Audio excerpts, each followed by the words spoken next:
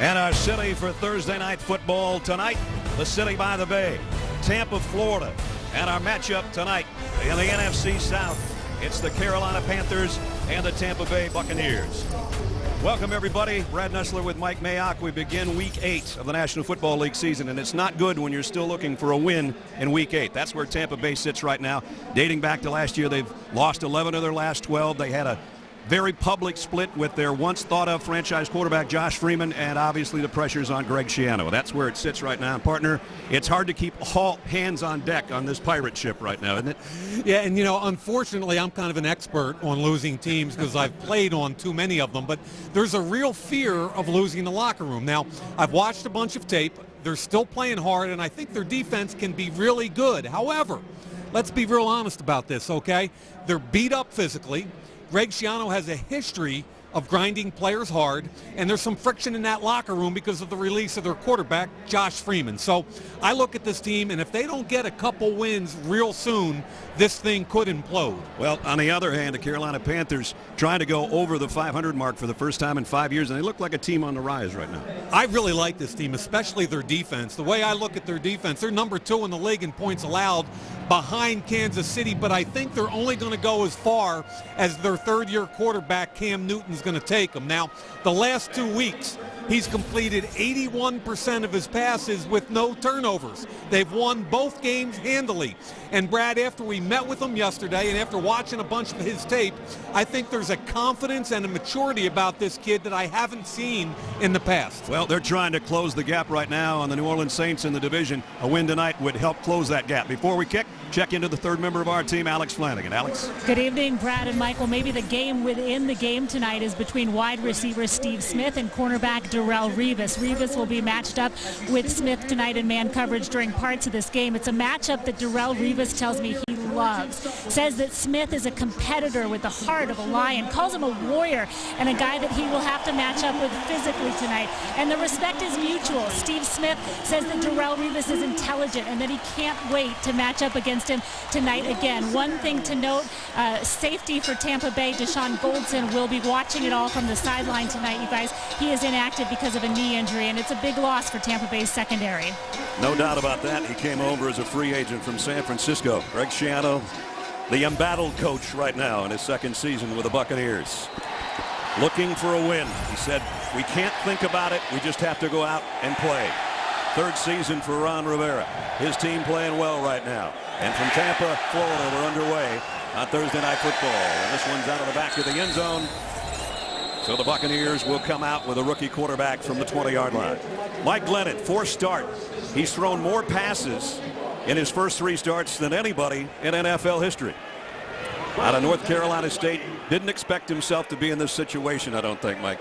3rd-round pick out of North Carolina State. I mean, he's the main reason why Russell Wilson ended up taking that extra year at Wisconsin. That's right. And he's complete opposite of Russell Wilson. 6'7", longer, slower release, but a very accurate quarterback.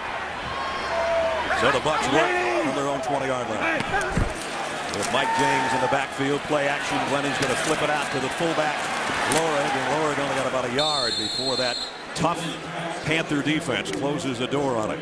Let's take a look for the Buccaneers offensively with their difference makers. Well, it's got to be Vincent Jackson, 22 targets, 10 catches a week ago. But here's a surprise. Tim Wright, former wide receiver at Rutgers, converted to tight end, had 7 catches against Philly, 5 against Arizona. And if they double team Vincent Jackson all night long, that kid may have to be a difference maker tonight.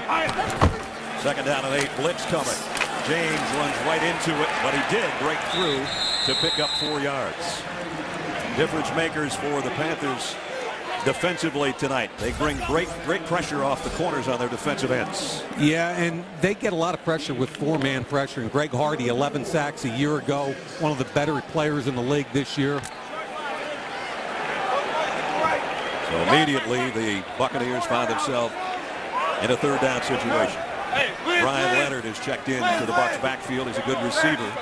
It'll be Glennon in the shotgun on 3rd down and 4. Leonard flipped up the blitz. The pass is perfect to Jackson, and he dropped it. Oh, and already the fans are on their team. I give Glenn a lot of credit because he initially wanted a hot read right here with Tim Wright. Kuechly takes that away. He goes number 2 and puts it right on Vincent Jackson, who's working on Melvin White. Jackson just drops it. Not going to see that happen very often. Ted Ginn Jr. At one point, one of the more dangerous return men in the league. Michael Kanan to punt it away.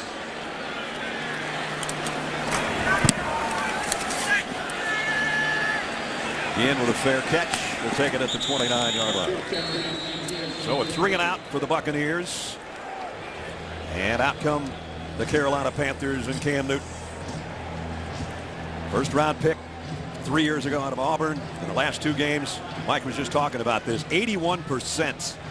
And he's taking care of the football, and that's the big thing. Really is. And talking to Mike Shula yesterday, what he said, year 3, quicker and smarter decisions. And I think that's what it's all about with Cam right now. So the Panthers will work from their own 30-yard line. Matchup down at the bottom of the screen. Stevie Smith, Darrelle Revis. See that a lot tonight. That's the one Alex was talking about. Play action. The throw is going to be out to Tolbert out of the backfield. Tolbert, nice stiff arm. And he got about 7 before he's run out of bounds by Mark Barron. Late flag. There was a face mask or something at the end of that. Personal foul. Face mask. Offense. Yep. Number 35. Well, I said nice stiff arm, but not in that spot. They're getting a little tougher on this call now. Watch the left hand come up to the face. If you grab it and push or torque, it's a penalty every time. I think that was torque. And maybe push too. And by the way, that was not a twerk. It was a torque, for the record. Don't go there, okay? Back to the 21-yard line with the penalty. First and 19, 2 tight ends for Cam Newton. In the shotgun with D'Angelo Williams flanking in.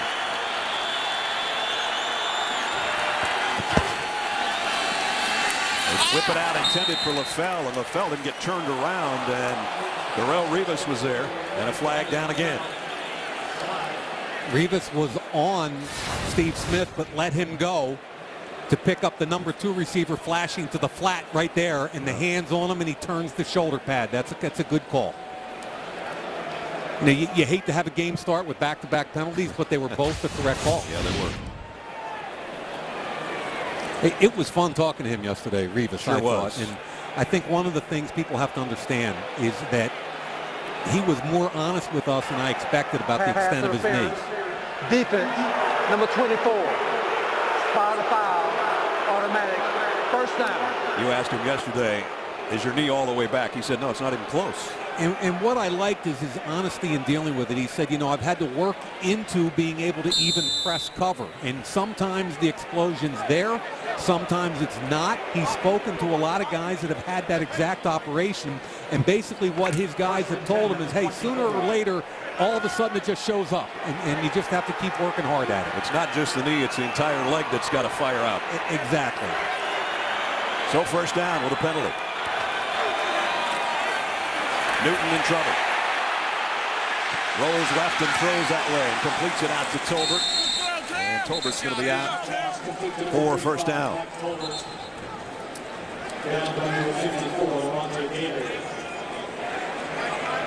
Carolina offensively, here's their difference makers. Steve Smith, one of my favorite players in the league, quick and explosive. And I think Greg Olsen, with 27 receptions, has been as good a tight end target as there's been early in this season. He's actually got more receiving yards than the wideouts do for Carolina.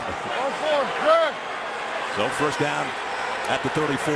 Trip set to the bottom of the screen for Cam Newton. He'll keep it on the ground. Tolbert straight up the middle, and somehow he dragged Gerald McCoy for about 1.5 yards, and that's not easy to do. Tampa defensively, speaking of difference makers, number 93 is one of them. Yeah, I think he's an all-pro defensive tackle, top 5 players at his position in the league. And Levante David, second-year player out of Nebraska, one of the fastest linebackers in the league. Obviously, Darrelle Revis, also a difference maker, but we've already spoken about him. So second down and 9 for the Panthers. Opening drive of the ball game. with one penalty each way so far. You can see Rivas on the opposite side. He's tracking Smith either side of the line of scrimmage. Slant, it's tipped and knocked down by Rivas. Never got to Smith cleanly. Somebody got a hand on it en route. Yeah, Mason Foster, the middle linebacker, is going to flash. Rivas will come over the top. Remember, once the ball's tipped, there's no such thing as pass interference. So even if he's on his shoulder, it doesn't matter. The ball's tipped. Rivas all over Steve Smith. So 3rd and long. 46% on the year, Carolina. On their 3rd down conversions. They'll have to earn this one.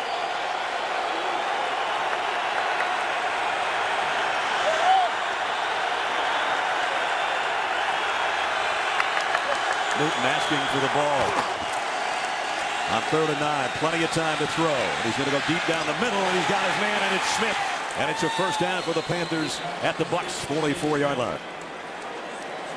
Now, Rivas has been matching Steve Smith, but this time it's zone, okay? So he's going to redirect, drop in the flat, and then you're going to see a 2-deep zone behind. There goes the safety to the second zone. Steve Smith's now going to work in behind the linebackers in front of the safeties, and the timing on the quarterback and the wide receiver here is excellent.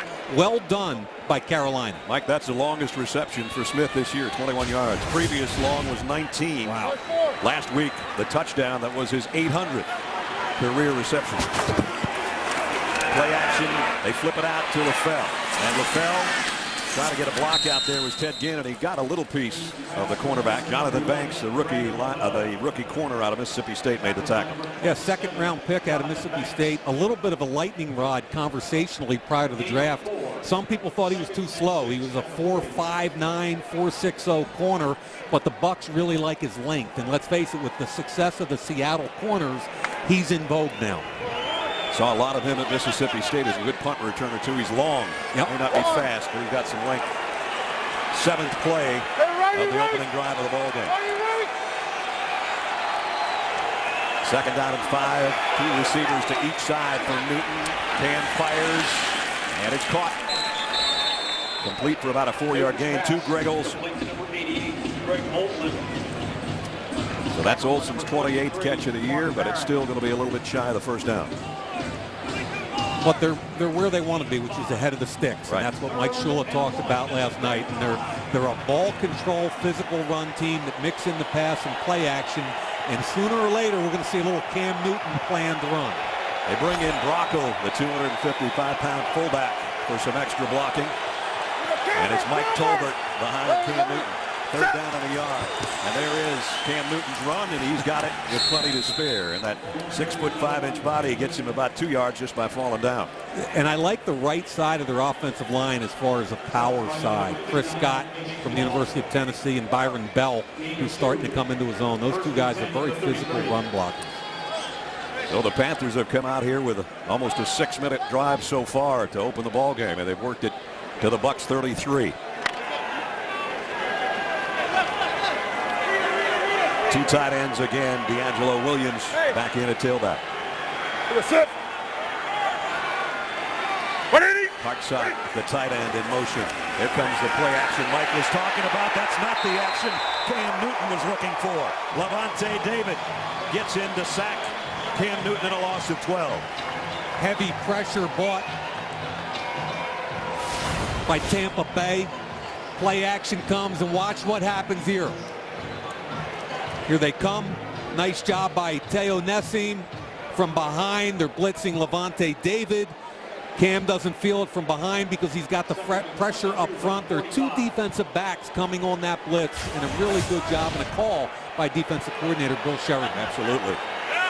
Jonathan Banks and Lavonte David are going to share that sack that dropped Cam Newton way back at the 45-yard line. 2nd and 22. Scans the field over the middle again, and Steve Smith again. Back to the 35. A pickup of 10. That time they brought Steve Smith inside. Tampa elected not to match him with Rivas. Zone coverage. I like on that 2nd and 22, 2nd and 25. Get half of it. Right. They lost 12 on the sack. They got 10 back on the catch. And even though it's still a 3rd down and long.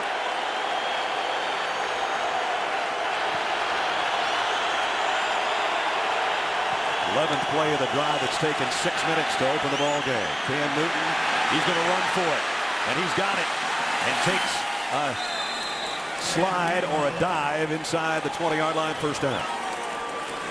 Revis fell down that time covering Stevie Smith, but what a nice job by quarterback Cam Newton. What a luxury to have a 3rd and 12 and have a guy with wheels like this that can get you 16. And what I like is right here, Brad. Now, I don't like the slide because it's head first, but what I like is every tape I watched, much better than a year or two ago, the recognition when the play's over, be a good teammate, understand how important you are, and get down. He was a leading rusher for the team last year with 741 yards. Here he is in a full backfield and an option in a pitch. D'Angelo Williams got the edge. He might have another first down. Stephen Means bumped him out of bounds. Boy, I love this ball, and they're mixing in anywhere from 2 to 6 of these a game. Now, they're going to get the fake inside, the tailback, D'Angelo Williams, and now you've got 2 guys in a bind. One who slips, Gerald McCoy, the defensive tackle, is who they're optioning off, and Stephen Means, the backup defensive end, slipped and fell. That's like stealing. NFL teams hate option football. Mike Shula is going to show them 3, 4, 5 a game. First and goal, Carolina. Opening drive. Williams, the tailback, in the eye, and he'll get the carry. Cuts it up inside. Worked his way to about the 6. Keith Tandy helped out on the stop. You know what I like, Brad, when we talked to Ryan Khalil, the center, yesterday, about the reemergence of the run game. And I thought it was pretty cool that he talked about how he and his offensive linemen kind of went to Ron Rivera and Mike Shula and said, you know what, let's get a little more power gap scheme in there because we feel like the more physical we are, the more effective our run game will be. He said, we think we're pretty good at it. Let's get back to it. Yep. Second down and goal at the 6. And here's Cam Newton keeping to about the 1. Jonathan Casillas draped all over him. And it's going to be 3rd down and goal. He's a load, and I mean that in a very complimentary way. One of the Tampa Bay coaches who had never seen him in person, hour and a half before the game, he came up to me and pointed at him. He goes, I thought he was a defensive end or something when I came out here until he started slinging the football around. And speaking of loads, they're going to load it up down close to the goal line. They bring in an extra lineman in Nate Chandler. Yep. 3rd down and goal. Just inside the 2. Play action. Cam Newton's in trouble again. Throws back across his body. Wide open. Greg Olsen, touchdown. Just like they drew it up, right? That's just phenomenal awareness. Teo Nassim's all over him. He understands that Greg Olsen, who's lined up right here and is going to drag that way, he knows where Olsen's going to be. Here comes the pressure. Look at the strength backside. It looks to me like a little bit of a Ben Roethlisberger kind of move. I'm too big and too strong for you to bring down, and I'm going to let my guy uncover. There was nobody within 10 yards of Olsen. And Gano's extra point is good. 8th touchdown drive of 10-plus plays this season. 15 plays, in fact. 70 yards capped by that touchdown. It's 7-0 Carolina. Thursday Night Football is delivered by Papa John's, official pizza sponsor of the NFL. And by GMC. Vote for the Never Say Never moment of the week at NFL.com/GMC. Reminder coming up on Tuesday, Warren Sapp was a superstar talent who silenced his critics and became a legend. Our legend, our own Warren Sapp of Football Life, Tuesday at 9 Eastern, only on NFL Network. Warren working with the guys in the pregame, halftime, and postgame show down on the field. You can't do it any better than 8 minutes and 52 seconds. And did Mike Shula mix it up or what? 15 plays and a touchdown pass of 1 yard. 4 for 4 on 3rd down. I thought the key was the 2nd and 22 where they picked up 12 and then Cam Newton scrambled for a first. Gano's going to knock this one on the back of the end zone again. In fact, hit the crossbar and went through. And it's good. 4:44 remaining. I don't know how they got that on that shark. Glad I didn't do the paint job. We'll be right back. The Bucs Their second offensive series from the 20-yard line. They're without their all-pro tailback, Doug Martin. Suffered an injury, torn labrum on this play in the shoulder against the Falcons last week. And not in the lineup tonight, and that's a big loss. Alex? Absolutely a big loss for the Tampa Bay Buccaneers not to have him. You mentioned the torn labrum. And so there's a number of conflicting reports. I'm going to let you guys get through this play and let's talk about it. All right. First down at the 20. Mike Glennon empty backfield. Panthers show blitz. They back out of it. Low snap, though, and Glennon in some traffic. Got the throw complete. Very little gain for Tom Crabtree, the tight end. We go back to Alex.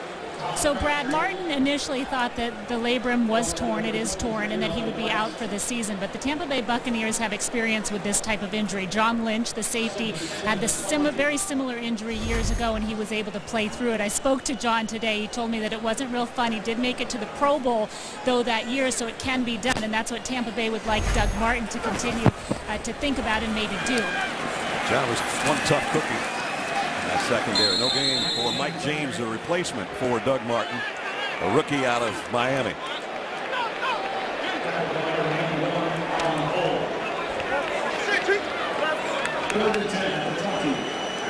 So third down and 10. James comes out. Brian Leonard will come back in. And Crabtree in the backfield as well with Leonard. They want another 3 and out after the Panthers had it for 9 minutes. Glennon steps up now, bounces out of the pocket. That lanky frame, throws on the run, and he's got a first down to Vincent Jackson. Nice awareness by the rookie to buy himself some time. First down Tampa Bay, their first down of the ballgame. Get some pressure from Mario Addison here and Greg Hardy, who they kick inside. But I like the way the rookie hung in the pocket. Watch the pressure initially from the left, now from the right, bounces back outside, eyes down the field. All the people that say he doesn't have any mobility, you always want to say that about a big, lanky quarterback, but he's kind of sneaky athletic. Nice job there by Mike Glennon. He got it out to a first down at the 49-yard line. Under 3 minutes, first quarter. Glennon to throw on first down. Over the middle, he's got his man on the run, Mike James. James has another first down. Kuechly brought him down, but he picks up 20. Some significant pressure by star Lotulelei, their first-round pick out of Utah. So Lotulelei is going to get some pressure, and Kuechly's going to overrun this thing. Two things that make this play successful. The quarterback steps up, Kuechly slips, but allows James inside. That's not typical for Luke Kuechly to let a running back get inside him like that. Oh, the Bucs have worked it to the Panther 31-yard line. James trying to follow his blockers. I think he ran into his own guy. I think Donald Penn, who's about 3-something, you know, I mean, 340. He's listed at 340. I'm not believing it. I'm not even sure if he felt Mike run into him. Donald Penn gets his first tackle of the year. Yeah. But James did get a couple of yards. Second down and 8. And this is kind of who Tampa has to be. They don't have any kind of, outside of Vincent Jackson, nobody who can get down the field vertically. They've got to be able to run the football. Mike Glennon has to be effective in the pocket. A little bit of disarray with the Bucs. They don't want to waste an opportunity now that they moved it inside the 30 of the Panthers, so they take a timeout. Sunday's game day, and NFL Network's got the earliest kickoff for you, 7 o'clock. We'll work it up to game day morning at 9 up until kickoff. Game day highlights at 7:30, and we top it off with NFL Game Day Final. That's a full day on Sunday on NFL Network. Brad Nessler, Mike Mack, Alex Flanagan, our Thursday night crew here in Tampa, where the Bucs have a good drive going. Second down and 8 at the Panthers' 29-yard line. Glennon to throw. Lofts it out. It's got his tight end low, and it's broken up at the last second. Crabtree had his hands on it, and Thomas Davis got in there to knock it away. And another well-thrown ball. Thomas Davis just does a great job.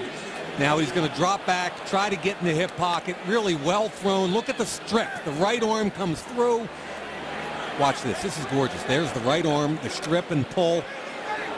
Thomas Davis has made a living in this league by being one of the best pass coverage and nickel linebackers, despite 2 or 3 major surgeries on that knee. 3 ACLs on the same knee in back-to-back years. Pretty impressive. 3rd down and 8. Glennon fires a little bit too high. Intended for Tim Wright, the tight end. And the Bucs are going to have to settle for a field goal. Yeah, I think he'd like to have that one back. That should have been a 1st down. So Ryan Lindell, who's 8 out of 10 on the year, comes in to try to put Tampa Bay on the scoreboard. So it'll be a 47-yard field goal attempt. 47 yards.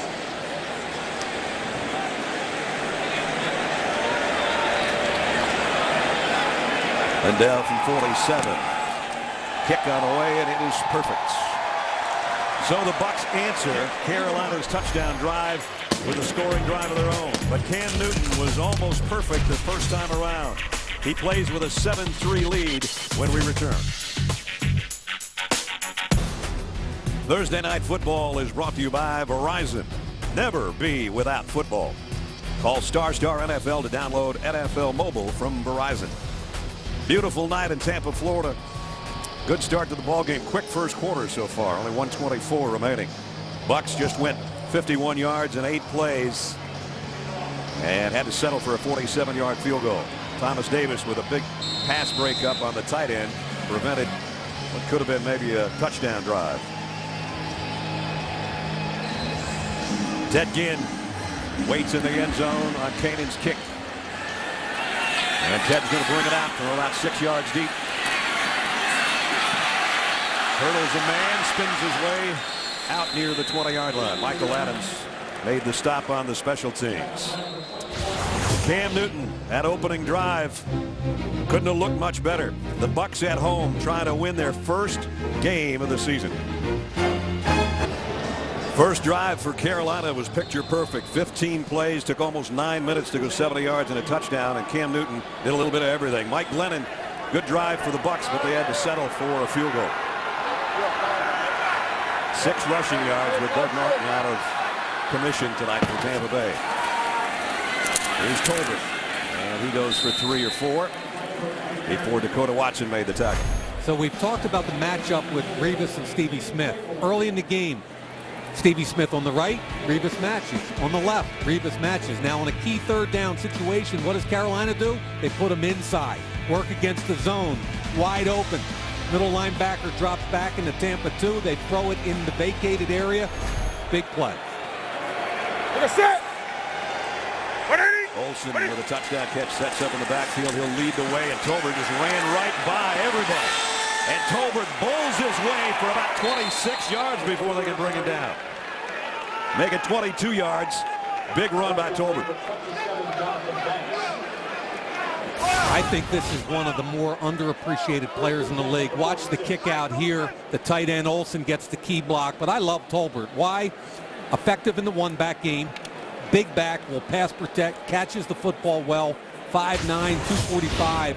He doesn't do anything great, but he does everything really well. Right, and they're about to get back another piece to their backfield, hopefully soon. I was watching Jonathan Stewart on the field before the game. Boy, does he look good. And when they get him back, they're going to have 3 very good backs behind Cam Newton. The end of one, Cam Newton and the Panthers trying to go above 500, and they're off to a good start.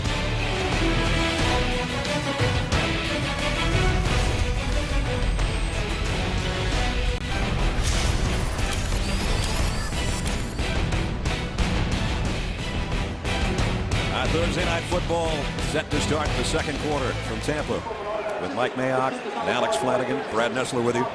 A lot of times time of possession really doesn't mean that much if you're a quick strike offense, but when you take almost 9 minutes to go 70 yards, it can mean a lot because it's keeping the other team's offense off the field, and that's what the Panthers have done so far. And Brad, they're number 2 in the league over this season. New Orleans is the only team that controls the football a longer period of time as Carolina. Panthers come in at 33 minutes, 31 seconds a game. There's Cam Newton going to work and running for his life, but he got away from everybody and got back across the line of scrimmage and got a yard.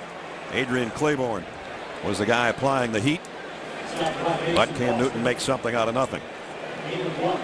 Really good coverage. You mentioned Claiborne came in a long X stunt, but the bottom line is just the athleticism of this 6'5", 250-pound quarterback is a difference maker. 64 yards. Most of that has been Cam Newton and Mike Tolbert.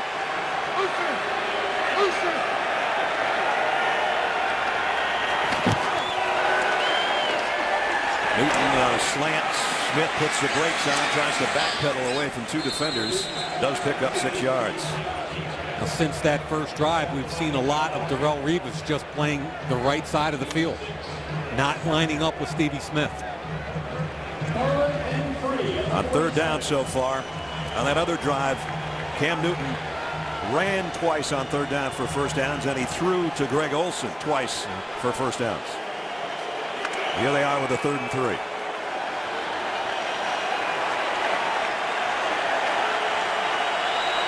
Tight bunch set. Stevie Smith in the middle of that bunch in motion. Blitz coming on Newton. He's got the first down and a lot more. Ted Ginn down the sideline and tripped up, or he would have scored. Leonard Johnson got a hand on him, or Ginn could have scored. 35 yards as it was. Yeah, the tight end, Olsen, going to go up the field, and then underneath him, Ted Ginn, one of the fastest players in the league. Everything clears out, and if you miss this tackle right here like Levante David did, forget about it. Ted Ginn, 3 years with Miami, who drafted him, then 3 more with the 49ers, and having a rebirth kind of year. We talked with Mike Shula about that yesterday. Yeah, I think they feel confident that both Ted Ginn and Brandon LaFell are getting better at the route running, not just relying on their speed. Back in the red zone for the Panthers. You saw Cam Newton's only missed 1 pass. DeAngelo Williams broke through the first wave. He's going to score. Touchdown, Carolina. A 12-yard run by DeAngelo Williams.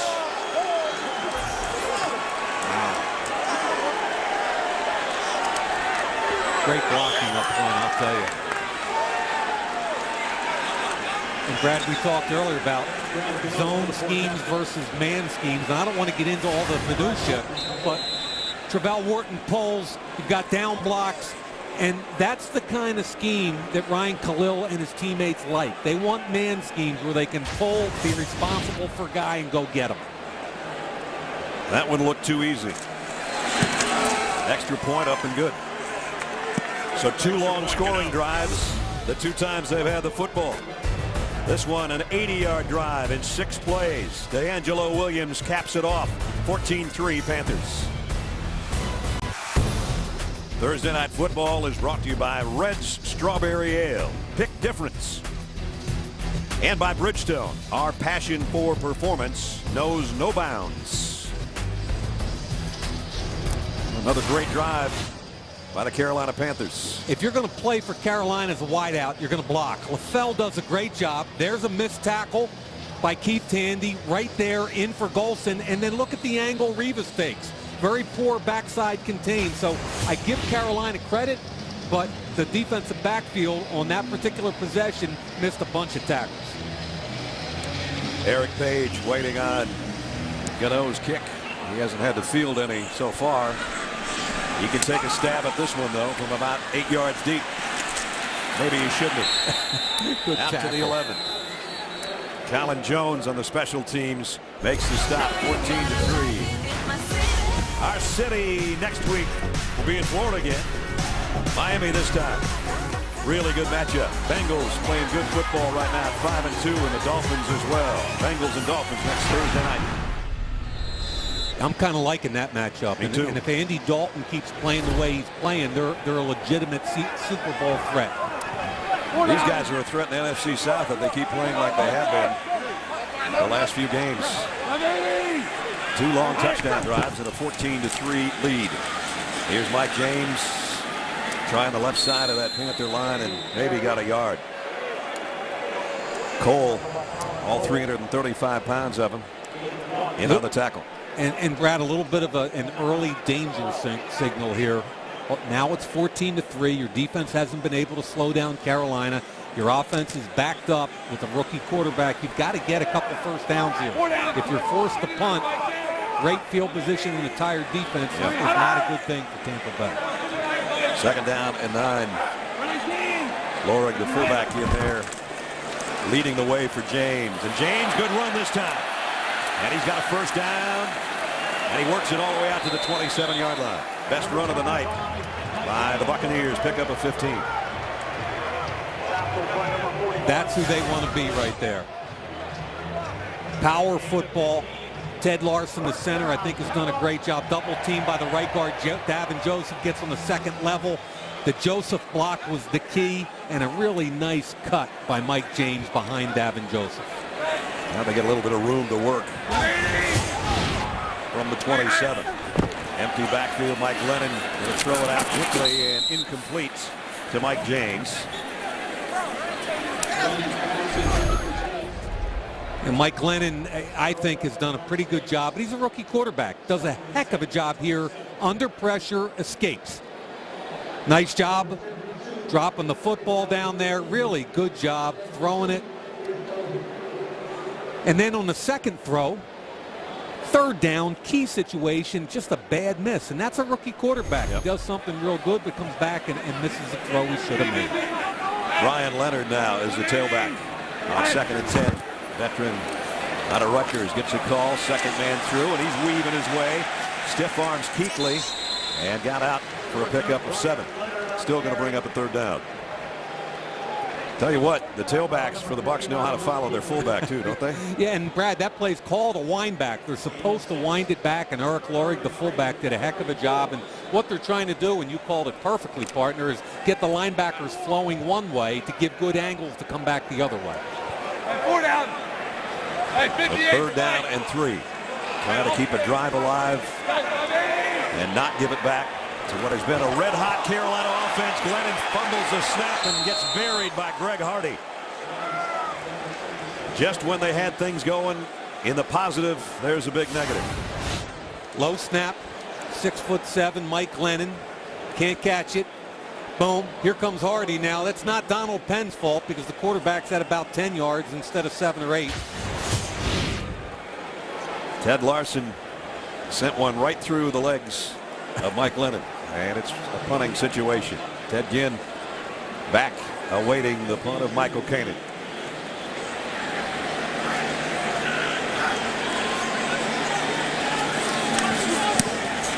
And as Mike said, if he can field this, they're going to have good field position, especially if he gets a return, and he'll try it from the 25. Ginn slipped and went down and lost the ball, and I think it's Buccaneer football. It is Jonathan Casillas on the bottom of the pile. He might be down, though. Casillas got the football, but that knee might be down. Let's see at the very end here. Ginn's carrying the football.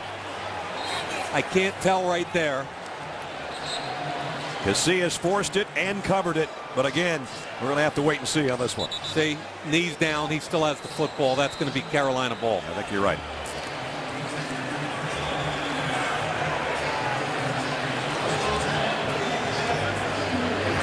It's under replay review.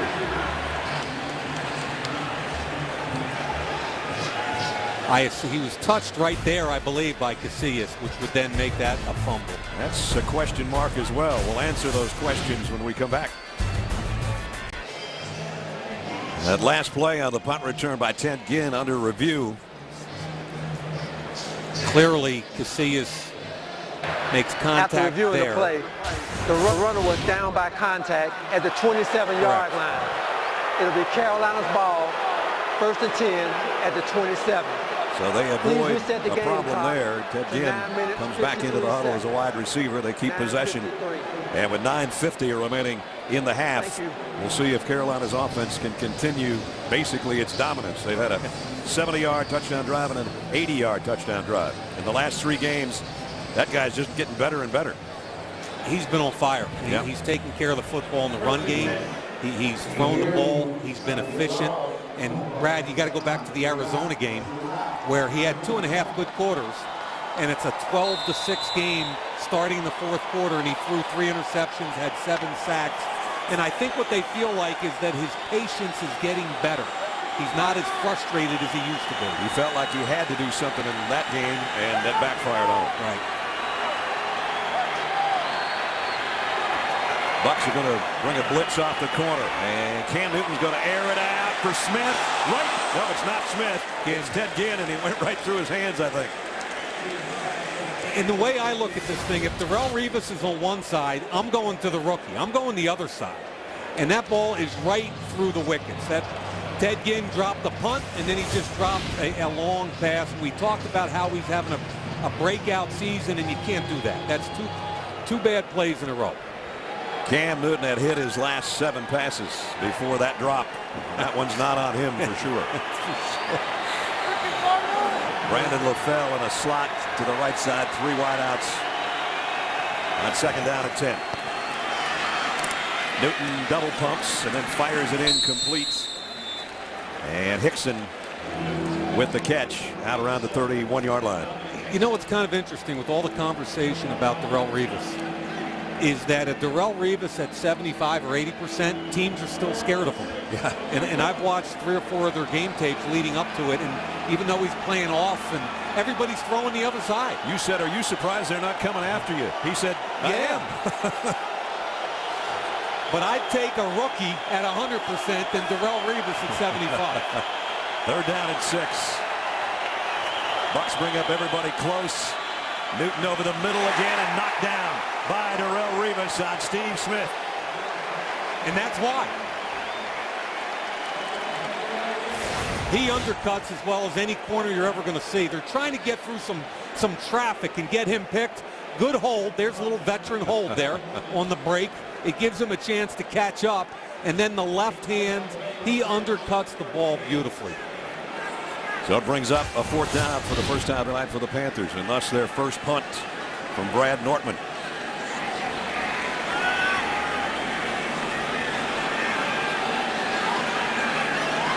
Tampa's trying to come here. Nortman gets it away, hit a mile in the air.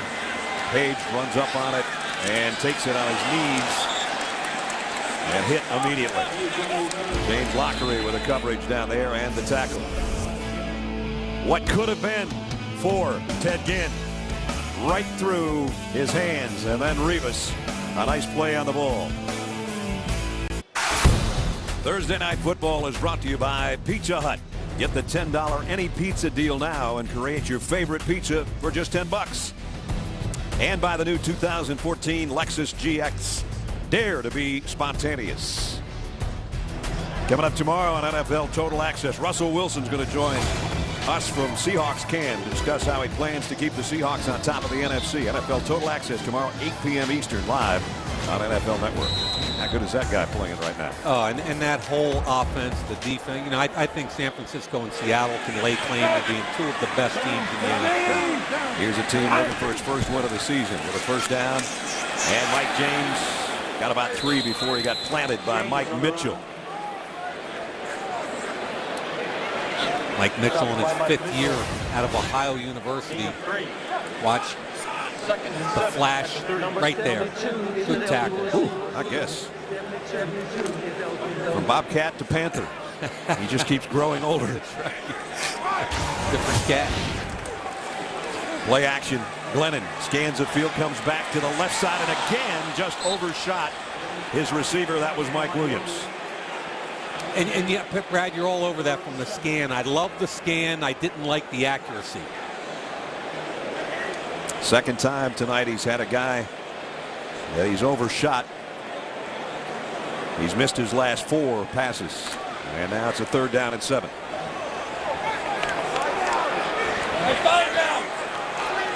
Kuechly having a look from that middle linebacker spot.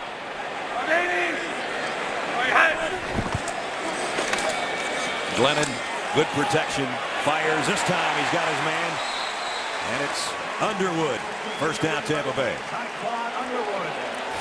Underwood's 2nd catch of the season. They're really beat up at the wide receiver position. After Vincent Jackson, Mike Williams, who's their number 2, is playing through a hamstring. Wasn't able to go up and catch the last one. That's a good job by the quarterback, staying patient in the pocket, coming all the way back to Underwood.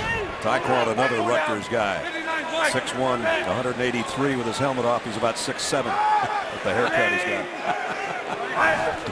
First and 10. Glennon Rose to throw this time. And throws complete again. And this one's Mike Williams. And a pickup of about 12 more. First down, Bucks. So all the people that say that this kid can't move and throw, I think his mechanics, thanks to Dana Bible at NC State, are pretty good. And again, he's 6'7". It takes a little longer to unfold that long body, but on a sprint right, squared his shoulders, got his feet together, did everything right. 4 down, 59 plays. First down, Tampa Bay back in Carolina territory at the 42. They go back to the run, and James straight up the middle. And a good, tough run. 6 more before Mitchell made the stop. And Eric Lorig again, the fullback, was leading the way. Yeah, good call here. Offset. Watch him get up in the hole. Nice job by James behind him. Penn opens up on the left side. Finds Kuechly. Gets a good piece of him. Kuechly's best when he can go east and west. He's got a great first step. But if you get a big body on him, you can block him. James actually got 7, so it's second down and 3. They'll try him left side this time. He's got a first down.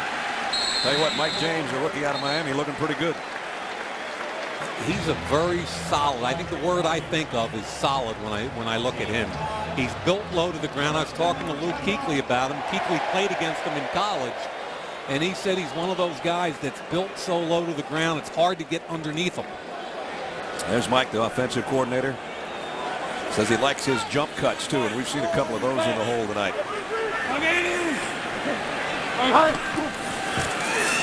Glennon flares it out, tough catch, and he's going to lose yardage this time. Had to go low to make that grab, and the result's a 2-yard loss. Chase Blackburn got there to make the hit. I'm happy to see Chase Blackburn get an opportunity to start. Very good special teams player for the Giants for a bunch of years. 8 years there, signed as an unrestricted free agent. Had his best season with the Giants last year, almost 100 tackles. He'll trot off on a second down and 12 situation. Brian Leonard back in there for the Bucks at tailback. Hey, 58 fine. Off him.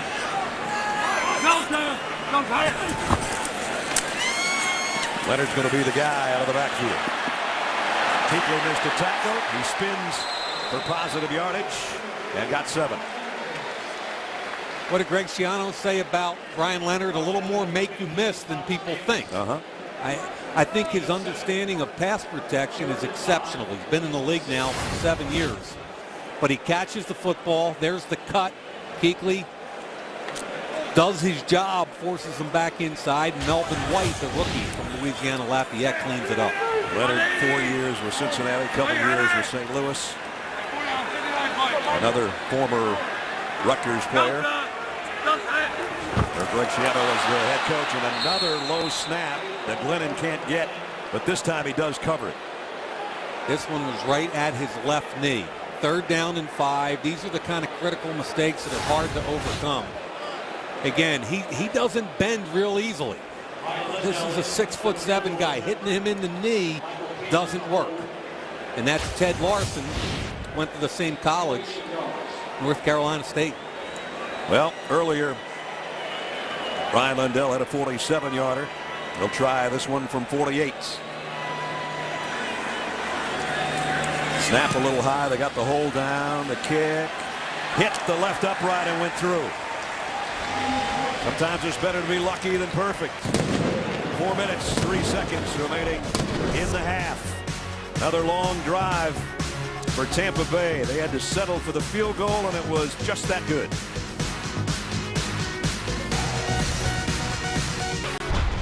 Cam Newton having fun in the pregame, smiling. And he's been doing a lot of that in the last couple of weeks with the way his team has been playing. Here they lead 14-6. Cam talked with us about knowing that last year there were times when his body language wasn't good during the game. It wasn't good in the post-game news conferences. He did a little self-scouting on himself and said, if I'm going to be the leader of this team, I got to change my ways. And so far he has this year. Yeah, he really has, Brad. And every coach and player we talked to echoed those sentiments. Well, we talked, Alex did, about the matchup of Steve Smith and Darrelle Revis. Take it through it. And it's fun. We're getting to see Darrelle Revis more and more in press coverage as he gets more confidence in that knee. Now, is he 100%? No. He admits that, but there's a heck of a competition going on. He's gotten his hands on the football 2 or 3 times on slant coverage. A little hold there, knocks it down again. So Steve Smith, to me, is the consummate pro. In his 13th year out of Utah, quick and explosive. It's a fun matchup with Darrelle Revis. We're going to be seeing a lot more of each other. Like right now. Exactly. Newton in the shotgun. Blitz. D'Angelo Williams dropped for a loss of a yard. Lavonte David with the tackle. Let's check in with Alex. Hey, Brad. Well, you know, Steve Smith has a reputation, I guess, for maybe picking on players. Hint, hint, last week. On a personal level sometimes, but that's not what happens here tonight. These 2 veteran players, in Darrelle Revis and Steve Smith, have a real respect for each other, and it's interesting to talk to both of them about playing each other. So exciting that they are matching up the way that they are tonight. A couple of feisty dudes right there. Yeah, I just wish Revis was 100%, because then you really get to see the flavor. Second down, 11. Cam Newton coming back the other way, and he's got Ted Ginn for a first down. And Ginn out across the 35 to the 36-yard line. We talked about Steve Smith last week, his 800th reception. But before that, in the matchup with the Rams, here's the play before his 800th career catch, which just happened to be against the same defensive back for a touchdown. A little bit of taunting there. Yeah, Janoris Jenkins perhaps hasn't earned the same respect from Mr. Smith that Darrelle Revis has. And that game got real chippy last week. It sure did, including Chris Long getting kicked out. Newton, play action, fires deep on the sideline and too high. Way too high. Smith was the intended receiver. That one sailed on Cam a little bit. Either that or he just threw it away. And you know what? That's another one where I go, it's okay. And one of the points Mike Shula was trying to make, along with Cam Newton, was Cam basically said, I got to stop trying to win the game on every snap. Yep. And I've got to be patient and know when to take my shots. And that time wasn't really a time in between the corner and the safety to try to fit one in. Second down and 10 from the 36. With 2:40 remaining in the half. Newton fires complete. And it's Ted Ginn for the second time on this drive, picking up a first down. Yeah, they brought pressure off the edge. Nickel rusher Michael Adams. And a really nice job just kind of hanging in there and putting it on him on the slant. Jonathan Banks, a rookie corner, heading to the locker room and looks to be in some pain. So he usually starts on the outside. With him out of the game now, Leonard Johnson, a 7th-round pick from a year ago, who's usually their nickel, will probably have to go outside. Michael Adams is the other corner in there, and he's a little guy, 5'8". We got a timeout at the 2-minute warning with Carolina on the road leading the Bucks 14-6.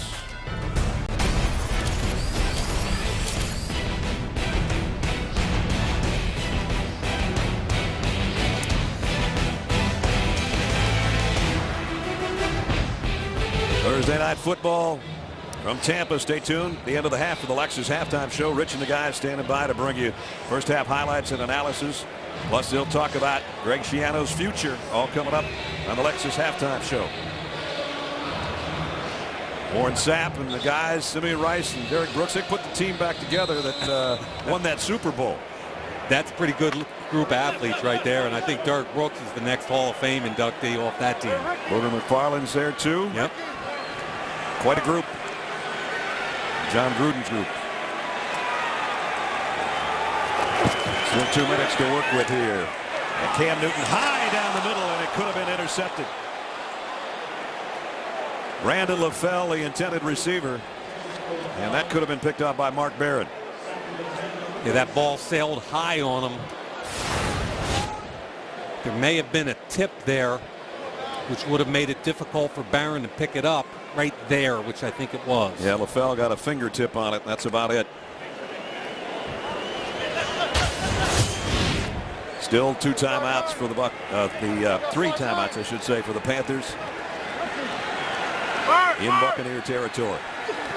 2nd and 10 at the 47. Blitz coming. Cam Newton's in trouble, and down he goes. Michael Adams, a little guy I just talked about, looking pretty big right there.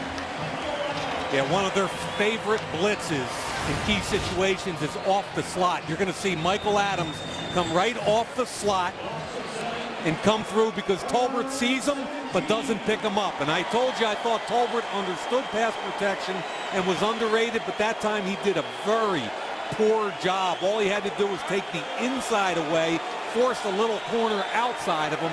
That's poor by Michael Tolbert. Giving away about 10 inches and about 80 pounds, and he sacks Cam Newton, bringing up the 3rd down at 17. Cam comes back complete this time. They got some of it back to Brandon LaFell. And a pickup of 13.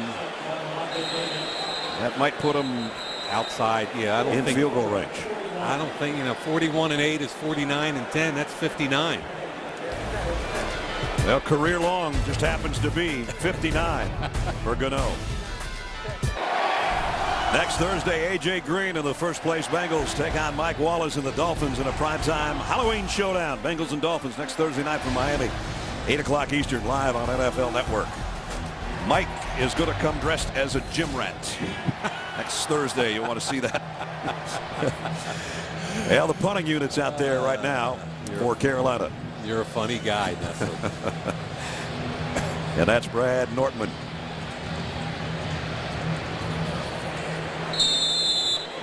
So the field goal would have been a 59-yard attempt, as it is. Eric Page waits on the other end from Nortman's punt.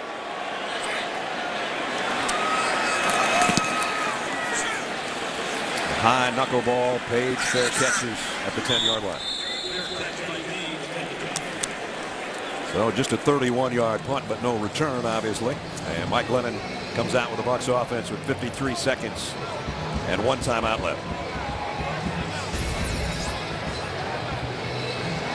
So you got a good football game, right? Yep. It's 14-6, and you're a rookie quarterback with under a minute left in the first half, ball in your own 10. What are you thinking, Ness? Don't want to make a mistake for a rookie quarterback here. I'd rather be down 8 and go to the locker room myself. Exactly. And the Panthers don't give up much in the first half. And Tampa Bay doesn't score much. Exactly. Glennon is going to throw to Leonard across the middle out to the 16. And the fans sound like they're a little bit restless, and I don't know what they expect right now. You can't make miracles when you're down inside your own 20. Stay in the ball game. Worry about the third quarter. Get it in the fourth quarter. You've got a good defense. Hang in there. Yeah, they're going to go deep. And caught by Underwood. There goes what I know. Now that might change things a little bit. Timeout. Now Munnerlyn goes from corner to sub when they go with their sub package. He's 5'8". Glennon throws it up in the air, and Tyquan Underwood, who's 6'1", goes up over him. Does a heck of a job securing the football all the way through the contact with the ground. That is beautiful. Yep. 2 advantages. The defensive back has his back to the quarterback, number 1, and then the height advantage, number 2. I give Glennon some credit. I thought they were going to sit on it and go in the locker room. Well, now they have 26 seconds, no timeouts remaining, but they could take a long shot, hope for a pass interference. There's Tyquan. I said he's a lot taller with his helmet off. Looks like Frenchie Fuqua. Doesn't have goldfish in his shoes, though. Exactly. Glennon was trying to take a shot, but Greg Hardy for the second time tonight gets to him. That's the problem when you take that long. Hardy and Johnson coming off those corners. Gabe Karimi in at left guard just gets bowled over by Hardy, who bench presses him, then secures the sack. So now final play of the half, barring a penalty, and it's a completion to Tim Wright, the tight end. So Carolina 2 long scoring drives. Tampa Bay hung in with a couple of field goals at halftime, 14-6. Stick around. Coming up next, Lexus halftime show with Rich and the gang momentarily.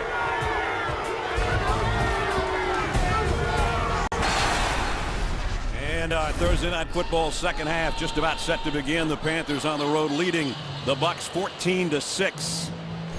As we check out our Volkswagen first half game summary. First drive for the Bucs, Cam Newton almost perfect. 7 out of 8, 57 yards. And he was great on third down on that 70-yard march for the score. Brad Nessler, Mike Mayock back with you. You know, about an hour and a half ago, partner, you said, I love the defense of the Panthers. They still, in the last 6 games, haven't allowed a touchdown to an opponent in the first half. Defense doesn't give up big plays. They don't have superstars, but they play really well together.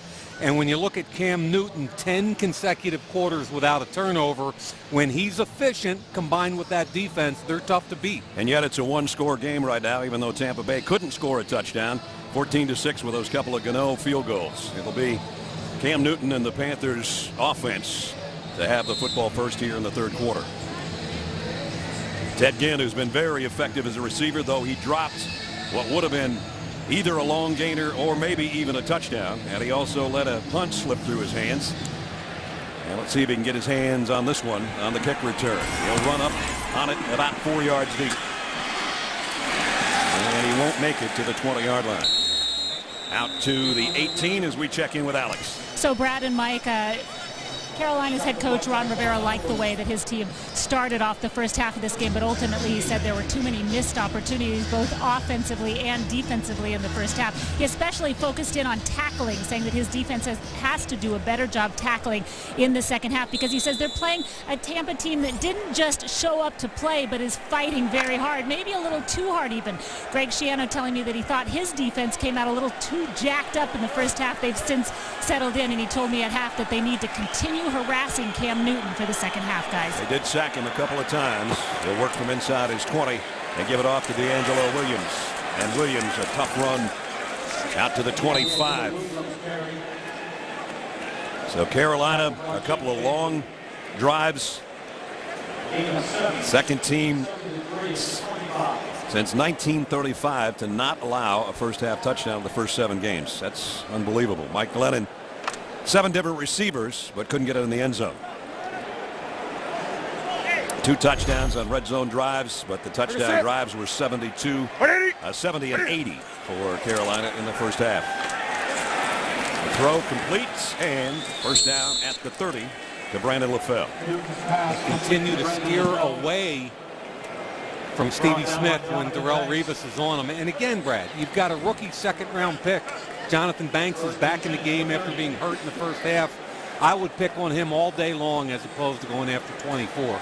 And Banks was shaken up in that first half, went to the locker room, but is back out there to open the third.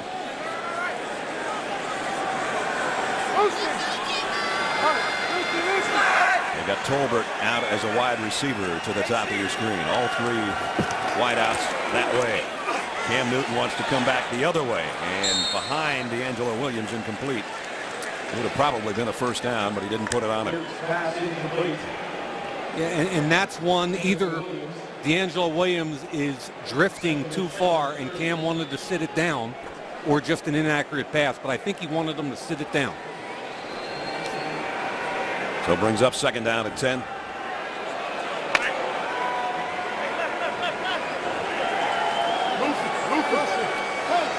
Banks goes out to meet Steve Smith this time.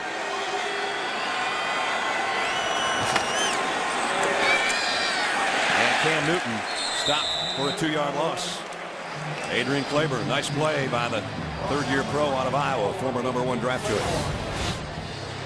Going to fake in here, and then Jordan Gross is not going to be able to get on Claiborne. Comes down, there's the fake, and you can see they've got pitchmen out there too. So a really nice job being disciplined on option football. Claiborne only played 3 games last year before going on injured reserve, so good to see him back in the form of a couple of seasons ago. Yeah, he was a first-round pick. Daquan Bowers, who doesn't play too much, he's in there right now. Daquan Bowers was a second-round pick. They ought to be better at defensive end. Empty backfield, middle screen thrown to Kenyon Barner.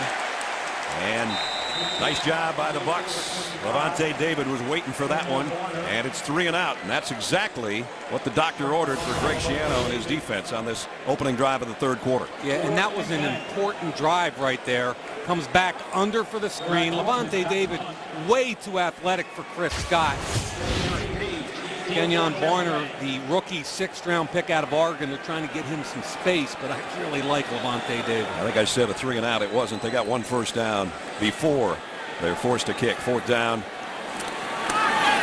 And Nortman kicks it deep. Eric Page is going to have room, though, way back around the 11-yard line. Page looking for the corner, and boy, runs right in to the special teams of Jordan Senn. Looked like he was going to get around him, but nothing doing. 59-yard punt, a 6-yard return. When we return, it's the Bucks on offense. Thursday Night Football is brought to you by the Volkswagen Sign Then Drive event. Visit VWDealer.com. And by John Hancock. Ask your advisor about our different approach. And from the pirate ship in the end zone out to the field where the Buccaneers start offensively. Their first drive of the third quarter at the 17-yard line. Only 2 field goals tonight. A couple good-looking drives. Just couldn't pay them off with touchdowns. Mike James, the tailback, has done well tonight in taking Doug Martin's place. This time got a couple yards. This is a Buccaneers team that's lost 11 of its last 12 going back to last year, and obviously that puts heat on second-year head coach Greg Schiano. And everybody a little restless here in Tampa, Mike, in recent weeks. There's an awful lot of pressure on this coaching staff, and Greg Schiano's been under considerable pressure because he's tough. He grinds his players. There's been a lot of criticism about that. There's been criticism about how he's handled the fans. And the best deodorant I know is winning football games. What they're trying to do for the first time tonight, Mike Glennon, their rookie quarterback, goes high, incomplete, intended for Vincent Jackson. Greg, very successful in his coaching stop at Rutgers. And this is a billboard that one of the local radio stations put up this week. That never makes you feel happy if you drive by that baby on the way to work. Yeah, and I think that part of it goes when you release your starting quarterback, who was a former first-round pick, who's still 25 or 26 years old. There's all kinds of mystery surrounding that move. Somebody surrounding the organization leaked medical information about the kid, so it gets a little bit incendiary. Glennon, and that should have been caught by Mike Williams. And when you're trying to win a football game, you just can't let that happen. There's a flag in the Buccaneers backfield. Holding, offense, number 70. That penalty is declined. 4th down. So Donald Penn was called for holding, and Ted Larson, who started the game at center, is now at left guard, and Jeremy Zuda, the former left guard, is now at center. And Brad, that's because of the 2 low snaps in the first half. So Tampa Bay couldn't do anything with it. Michael Kanan will have to give it up again.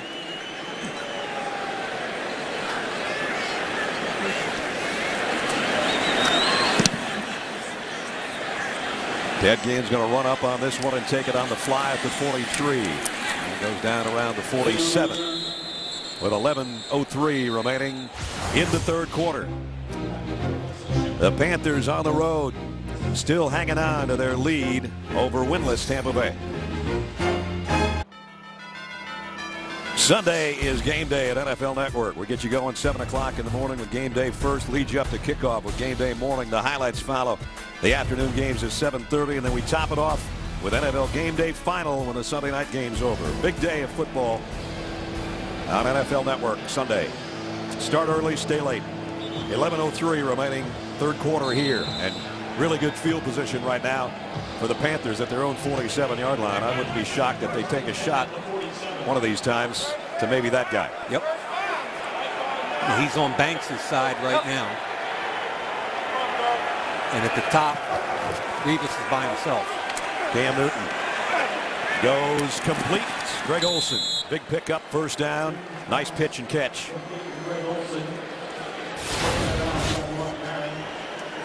Play action. Nice job there by Olsen, working up the field, stems at the top and breaks it back out. I think he's having one of the better years. Former first-round pick of the Chicago Bears. 4 years there, and now in his 3rd season at Carolina, caught 69 balls a year ago, including 5 touchdowns, and he's had a good start to this season. First down just inside the 38-yard line.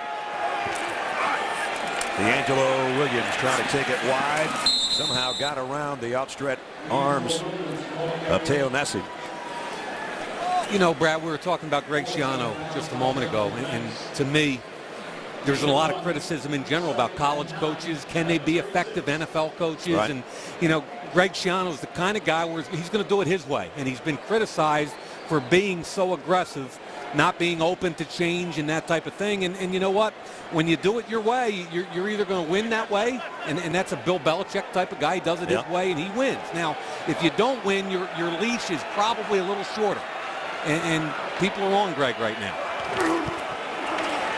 Cam Newton in trouble again, gets away temporarily, and now he's going to run with it.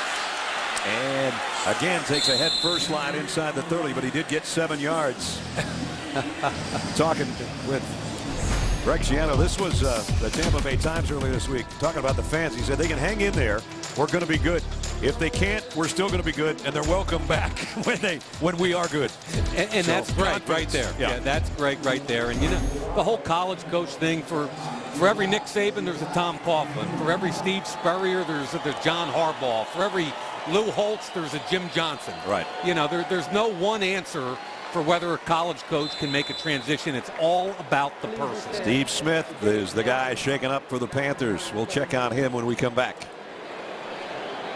That last pass play, Cam Newton scrambling, Steve Smith coming across, and Mark Barron hit him in the knee inadvertently, and he turned around, patted him on the helmet. And on the other end, Cam Newton's got to learn how to slide the other way. Now, that's like the 3rd time he slid head first, and he doesn't need to take that shot. 3rd down and 2, Carolina. Alert quarterback run. Here comes. And he didn't get it. Got a yard, and that's it. And it's 4th down. Kelsey McCray, who's just in the game because backup safety Keith Tandy went down. McCray, the 2nd-year player from Arkansas State, added himself into the run game, made a tackle. And remember, that's number 3 on that spot because Deshaun Goldson not playing tonight. They're getting thin back there, but that was a nice play. Yeah, they paid Golson a lot of money. Then Keith Tandy goes down, and we got a big play right here. Carolina 3 out of 5 on the year on 4th down conversions. 4th down in the yard.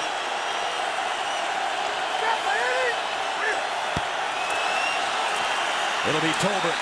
Oh, he got it though, I think. 2nd effort. He got popped by Mark Barron, the 2nd-year safety out of Alabama, but he bounced off and looks like he picked up the 1st down. Yeah, there's no real mystery where this play was going. Watch Jordan Gross, a tackle, come over. Now you've got 2 tackles to that side. And then watch what happens after this. Here comes the motion by Brockle. You know where it's going. Power that way. Backside guard pulls. There's a hole there. Great tackle by Mark Barron, but it looks like they're going to get enough here. They're going to bring the chain gang out. 213-pound safety running into a 245-pound back. That was a heck of a hit. And the back won by that much. Yeah. That looked like it was going to be a much bigger play, and Barron comes in, puts the helmet right on the football, and 245 pounds. Mike Tolbert, like you said, doesn't go anywhere. That's a heck of a hit by Mark Barron. Kirby Smart, the defensive coordinator at Alabama, is watching this right now going, that's exactly the way I told him to tackle. He just didn't do it early enough. That's a heck of a safety play. Nice job, Coach Smart. So Carolina keeps it alive at the 26-yard line. 1st and 10. Again, that full backfield with Cam Newton and a loaded pistol and the old throw-off play action. Zips it down the middle and in and out of the hands. Brandon LaFell. That's not the first time he's let one go tonight. Yeah, he had behind Mason Foster. It was coming clean. The inside linebacker is going to come from the inside out, from the right side of the screen. He clears Mason Foster, and the ball hits him between the ones. That looked like a field goal between the uprights, and he dropped it. You got to catch Steve. Drop a pass like that. Ted Ginn dropped one earlier. That's frustrating. Steve Smith back in there. There's the matchup with Darrelle Revis down to the bottom of your screen on 2nd down at 10. Olsen, the tight end on the move, will set up to the left. And Cam Newton will keep it. And Cam Newton on a tear again inside the 10-yard line. 19 yards by the Panthers' leading rusher a year ago. Another first down. Yeah, great job here, because what happens on this one is he's going to follow D'Angelo and read over here. There's the guy he's reading, the defensive end who comes up the field, Adrian Claiborne. Nice blocking down the field, and then Cam Newton, like usual, looks like an athlete. What a heck of a job. And how tough a guy, Steve Smith. I mean, always like watching him play. Cam Newton's got 49 yards on 8 carries. He's got his team set up 1st and goal at the 7.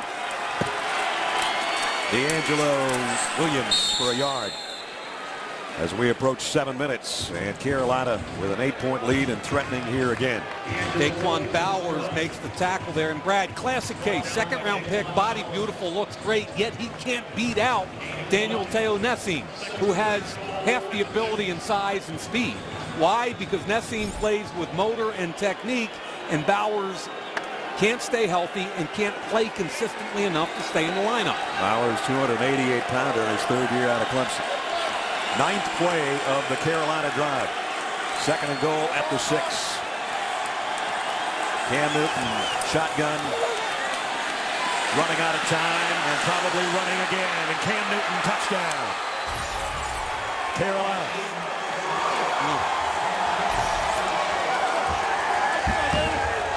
Well, he did most of it on that drive. A 6-yard touchdown run caps it off. Yeah, and that was mostly, that drive was about Cam Newton and his legs. All of it intelligent except for the head first slide.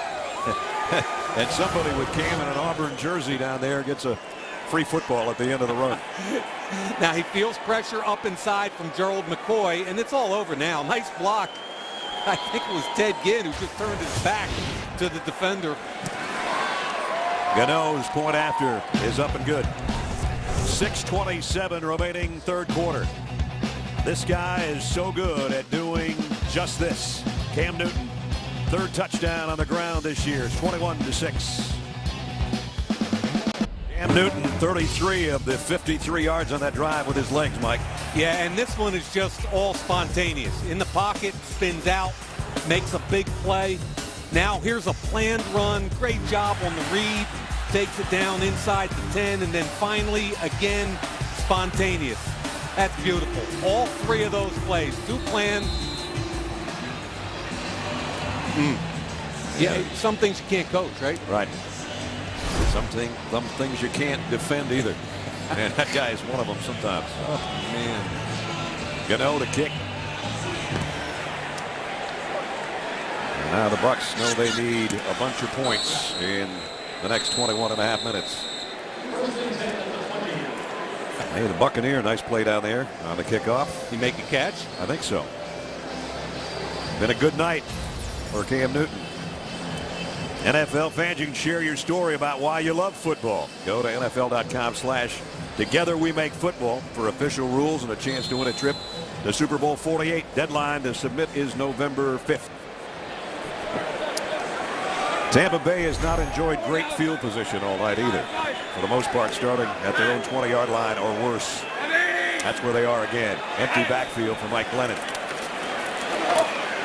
And the rookie, the throw on the crossing route, complete. Sky Dawson, another rookie out of TCU, got 8 or 9 before he's put down. And not many people know about him at TCU. A lot of the attention went to Josh Boyce, who was drafted by New England as a wideout. And they're really struggling at the wide receiver position. Mike Williams hurt but playing tonight. Chris Owusu out of Stanford couldn't make it tonight.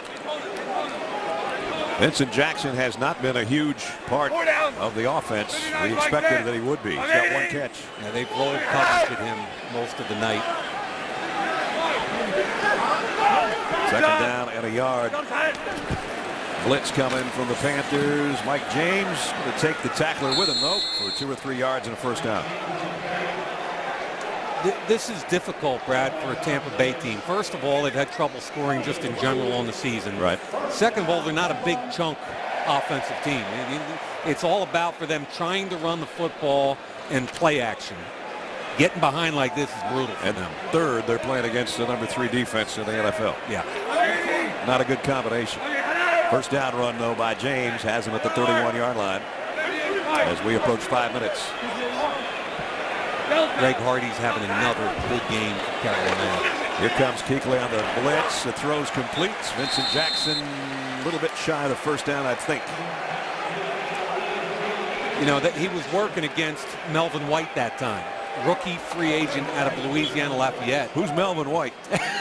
I was asking you this earlier in the week. I got to be honest with you. I didn't even have him. I knew he was going to be an undrafted corner out of Louisiana Lafayette. I didn't see any tape on him. So I did some digging this week, and let's give the Carolina scouting department a ton of credit on this kid. 93 is Mike. Delta. Glennon on second and a yard. And down he goes. Charles Johnson, the other defensive end, gets himself one after Hardy had had a couple earlier. Yeah, Charles Johnson does a great job here, but watch them run underneath Jackson. You're going to have the corner drop, but they're going to have underneath coverage. And you talk about different ways to double team a wide receiver, and this is one of them. Here comes the safety. He's coming right under him. Safety over the top. They're trying to take Vincent Jackson completely out of the game. Those two guys, Hardy and Johnson, one has 6 sacks on the year now, and Charles Johnson now has 5. And Glennon has to throw on the run and knock down beautifully by Drayton Florence. Nice play. Yeah, and Drayton Florence is sharing a corner position with Melvin White. And to finish the Melvin White story, as Florence makes a play on Vincent Jackson, is that Steve Wilkes, the defensive back coach, went to Louisiana Lafayette before the draft, worked him out, and came back and told them that the kid was football smart, worked his tail off, and he was so long. He didn't care that he ran 4.6. His length on the corner was a positive. So here's a kid that didn't even get drafted, started tonight, one-on-one against Vincent Jackson. Good story. Fair catch by Ted Ginn back at the 21-yard line. Cam Newton scored a touchdown on the ground the last time he had his hands on the football. He'll have his hands on the football again here in Tampa when we come back.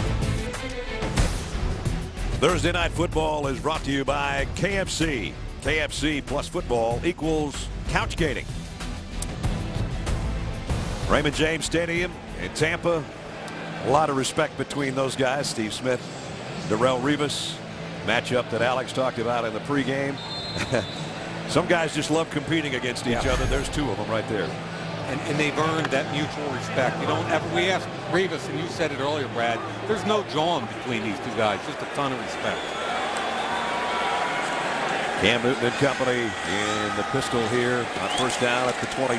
Play action, swings it out. D'Angelo Williams laid it out in front of him and dropped that one. Probably should have had it. First 2 drives for the Panthers tonight, picture perfect. 70 yards in 15 plays, almost 9 minutes on their opening march to get a touchdown, and then an 80-yarder in 6 plays. Then they had some issues, had to give it up, but the last one was good looking too, and 33 of the 53 was Cam Newton with his legs, including the touchdown from 6 yards out. And I can't emphasize enough that the consistency and efficiency is the key for this Carolina Panthers team at the quarterback position. And this is week 3 where Cam Newton, no turnovers, all good decisions. Whoa, hello, Adrian Kleber. Man, he almost beat the play fake into the Panther backfield. And that, by the way, I have no problem with that decision because Mason Foster, watch Mason Foster. Here comes the blitz untouched. He almost forced the ball into Greg Olsen, but Foster's in between. I like the fact that he pulled the football down and took a sack. A year ago, Brad, he's going to try to fit it in. Right. That's the third of the night by the guys in red and pewter. And now they got the crowd back into it here, even though they trail 21-6. Third down and 17. Cam floats this one to D'Angelo Williams, who makes a tough catch, but he got blasted as he got across the 20 by Jonathan Casillas. And Carolina will have to punt again. Good job by Casillas, fifth-year player out of Wisconsin. He's sharing that outside linebacker position with Dakota Watson. Eric Page goes back. Last time on a punt return, he tried to put the brakes on, and he ran right in to the punt coverage unit of the Panthers. This is kind of where you need your special teams to help you out. You really need something to get you going.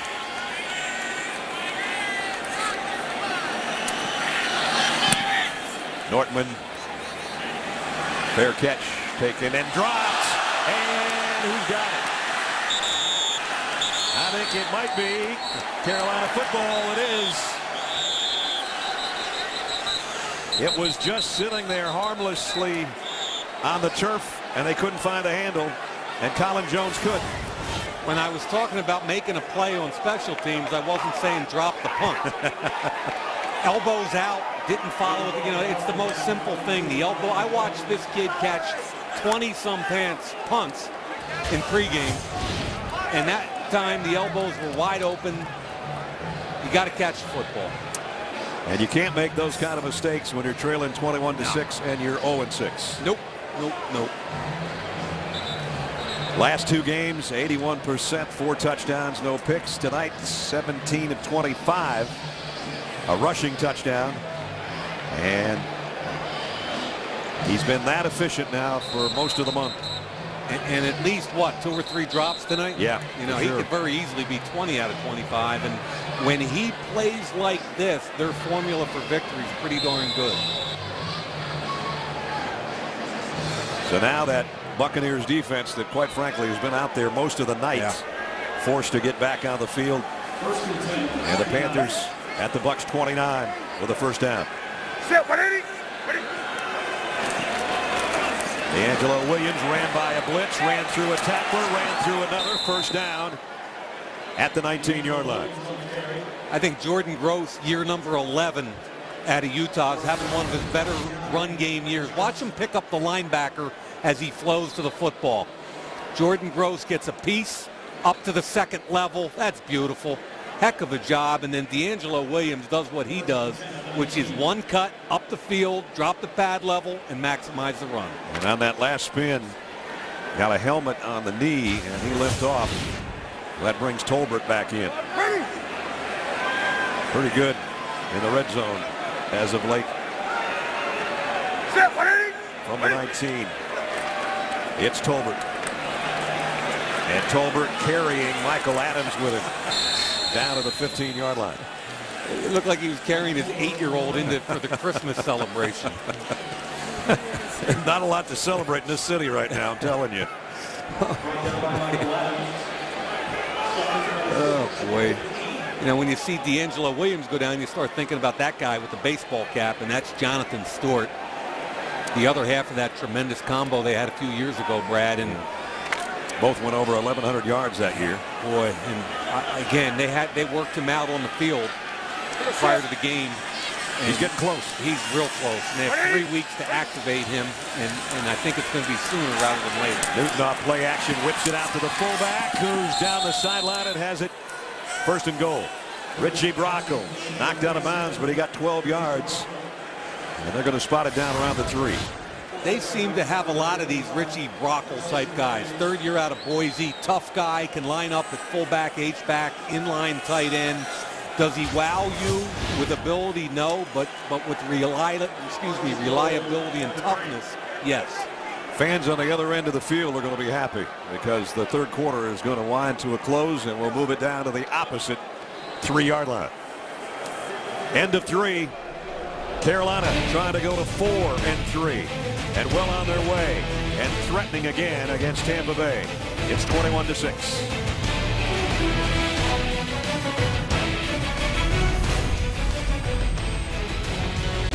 Those guys are ready for Halloween a week from tonight.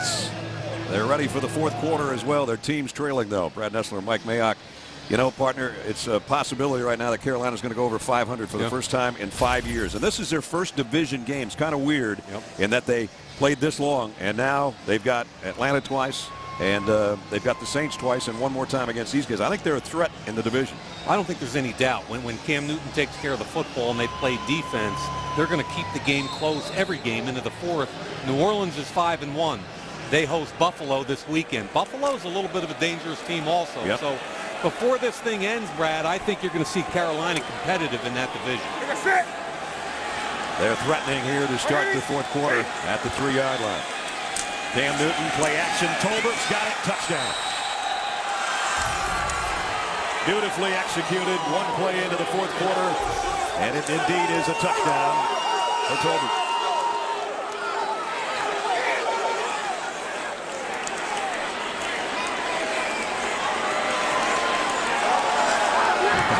Everybody that's wearing either a Cam Newton jersey tonight or maybe one of those placards with his face on it is seemingly getting a free football. Look at my man. A little bit of excitement there, huh? Look at him. Yeah, man. He did every pose he's ever seen Newton do. Right.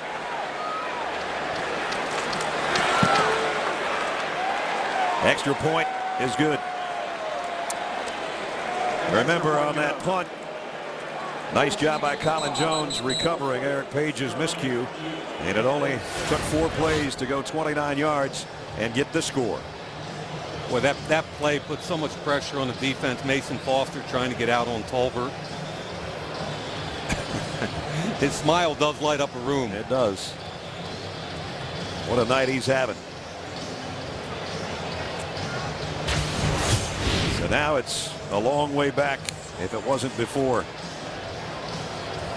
52 touchdown passes and 25 touchdown runs, and he's done it both with his arm and his legs tonight. And that's what makes him so dangerous. No turnovers. Play action all the way back across his body. Knows where Greg Olsen is. Touchdown. Planned run. Great read and cutback. That set up another touchdown. And again, spontaneous. Right after the planned run comes the spontaneous run. And when Cam Newton stays under control and gets it rolling a little bit, it's pretty special. And again, he's been sacked a couple of times, but for the most part, he's been clean unless he's decided to hit the dirt himself. Eric Page, who dropped his last punt, coming out on the kick return. And only got to about the 17-yard line again. Robert Lester, rookie out of Alabama, made the stop. And we got a flag down. Haven't had a lot of penalties tonight. Tampa Bay came in as the worst penalized team yardage-wise and the second worst in the NFL as far as number of penalties. Holding, return team, number 57. Half the distance to the goal. Tampa Bay keeps the ball. First down. Jerome Boger, that's our first penalty since early in the first quarter, in fact, and it does go against the Buccaneers. Haven't had a lot of injuries tonight, but boy, have we had some across the league in the last week or so, haven't we? Yeah, and I don't know if it just seems like there's more significant injuries this year than or not, but every week, look at that. Martin, Bradford, quarterbacks. It's really frustrating to see some of the best players in the league go down every week. Glenn, nice throw and catch. This one, Tim Wright, the tight end, a rookie, and that's a first down Buccaneers. You're talking about big-time players, big-name players, and especially when you are trying to replace your quarterback. That's about the worst thing, including Jay Cutler and Sam Bradford in the past week. Bradford out for the season. Cutler, we don't know quite how long. It was Mike Williams on the completion out around the 30-yard line. Brad, there was a pretty good article in USA Today about the quarterback position and how many injuries. And I think we've seen, 11 teams start a different quarterback, 45 different starting quarterbacks throughout the, effectively you're only as good as your backup quarterback.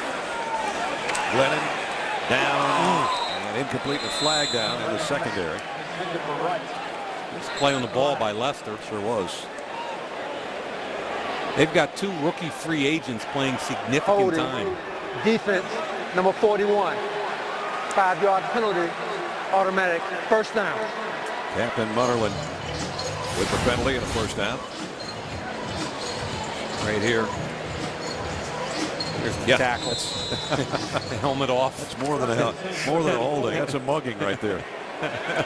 Staying with him, though, without his hat. And as you and I know, partner, in college football, that's a penalty. That's right. Here's the throw. Oh, good hustle. Run down. Oh. Mike James, big rookie, staying with him. Star Lota Lele, the first-round pick, red screen quickly, and then hustled his tail off out there. That was pretty cool. I know how high you were on him last year when he was coming out of Utah. Yep. They got K'Wan Short in the second round. Took defensive tackles in the first 2 rounds.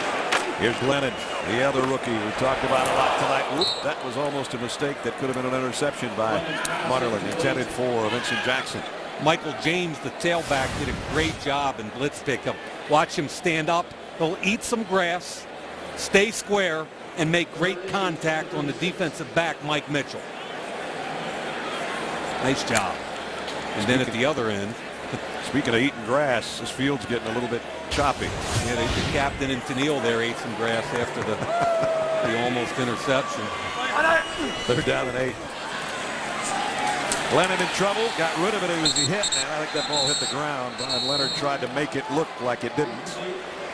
Mario Addison was getting the pressure on the Buccaneers quarterback. Yeah, they do a nice job rotating defensive linemen through. Addison working on the left tackle, Donald Penn.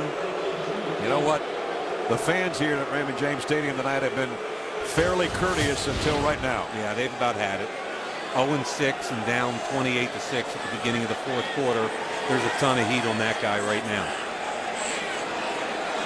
Staring down the barrel of losing their 12th game in the last 13, dating back to last season. High short kick. Ted Ginn's got to run up on this one and fair catch it. Ooh, that bounced a little bit. Well, Carolina getting close to going over 500 for the first time in a long time. Thursday Night Football is brought to you by Walmart. Get to the Walmart October Savings Event going on now through October 31st. And by the U.S. Army. There's strong, then there's Army strong. See strength like no other at GoArmy.com. Check this out, Ness. Warming up on the sideline, follow through. He hits Jeff Byers, a backup lineman who goes, my bad. But Yeah. look at the grimace. How would you like in Carolina to be known as the guy, as the teammate Who put the starting quarterback out who was trying to warm up on the sideline. It didn't look bad, but there was certainly a grimace of pain. He'll hand it off to Mike Tolbert. And out to the 30-yard line with 13 minutes to go in the ball game. Quarterback injuries have been killers so far. Yeah, I mean, you look at the first half, and we kind of already went through that. I think Kansas City, I don't care who they've played or what the quality of schedule is, they're 7-0. That's a great story. College coaches led by Chip Kelly, and, you know, again, we've talked about that a little bit. I think it's up to the individual, and I'm kind of into this AFC East race, Brad, because the difference between New England at the top and Buffalo at the bottom, it might be the closest grouping in the entire league. Dolphins with a big game this weekend, and then another big one next Thursday night against the Bengals, where we'll see them in Miami. Tolbert on the pass, takes it out, picked up 10 and a first down. You know what I liked about this is he checked it down. Instead of looking down the field, they had 3 different levels of potential receivers. He took what they gave him. And again, I just think it's another sign of maturity. Well, if they put together the kind of drive they did at the beginning of the ball game when they chewed up almost 9 minutes. Do you think he'll finish? Yeah, I think so. He'll finish your would-be tackle, that's for sure. Right. But right now, Panthers don't need any points. They just need first downs and to chew this clock up. And that's what they're trying to do with number 35. This time, no gain on that play as we check in with Alex. Well, Brad, as you and Mike know, when Cam Newton is playing well, he just oozes with confidence. Steve Smith telling me before tonight's game that as he goes, we go. And it's really true, and you can see it on the sideline. I think there's been some misconceptions, though, a little bit about Cam when you talk to his teammates about his work ethic and his toughness, because most of the players, or all of the players that I spoke to, just rave about his work ethic and about how tough he is and how hard he's fighting. Ryan Khalil is center talking about how much he's progressing each year, and I think offensive coordinator Mike Shula has had a lot to do with that this year. Yeah, no doubt. And Ryan Khalil saying, hey, he's the last guy in the building every day when we leave. That's talking about Cam Newton. And that's what you want to be as a quarterback. First guy in, last guy out. Once you get to this 5-yard level, penalty, still second out. we all know Cam's got a ton of ability, but once you get to this level, everybody's got ability at the quarterback position. And what separates people is what they do with their intangibles. Right. Whether you look at a Peyton Manning or Tom Brady or Drew Brees or Matt Ryan, or go right down the whole thing. If you want to get into that elite company, and he talked about it with us last night. Yeah, he did. It's the work ethic, the toughness, all those things that translate.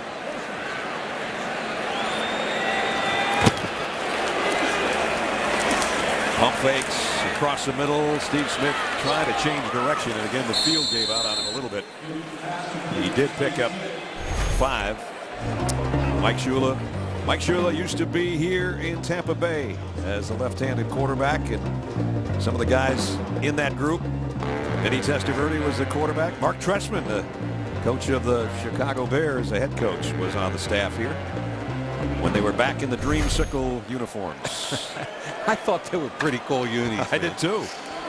I think Shula's been a steadying influence, and since he's become coordinator this year, they went back to the power run game.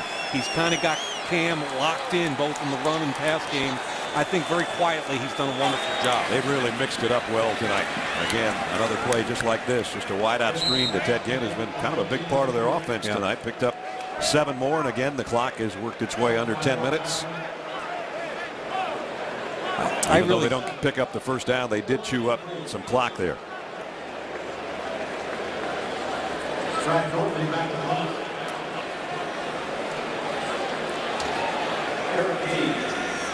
So 4th down and Nortman to kick.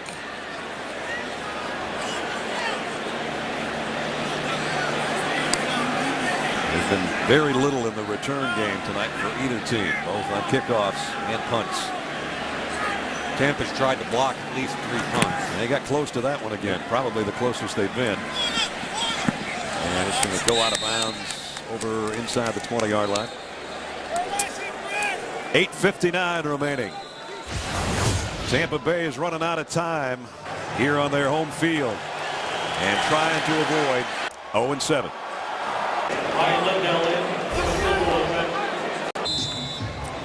Do or die time for Mike Glennon and the Buccaneers offense with only 8:59 remaining in the ball game.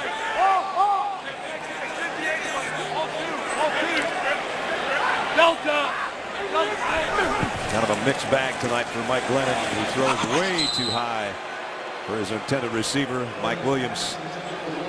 Jerry Richardson and the Panthers in the booth to our immediate left. And it's got to be a happy owner tonight because they're 8 minutes and change away from being over 500 for the first time since 2008, a year that they finished 12-4.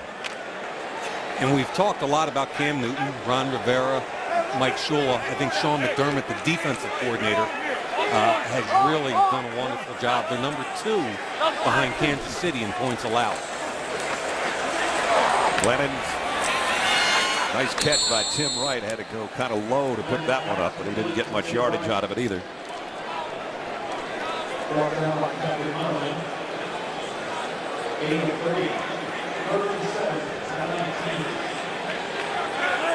So 3rd down and 7. Glennon guys go to his safety valve there, and that's going to lose about 3 yards. That's going the wrong way to Brian Leonard. And what fans remain here letting their team have it vocally. Thomas Davis looks like he might need a few stitches when this one's over. Never a good sign in your home stadium.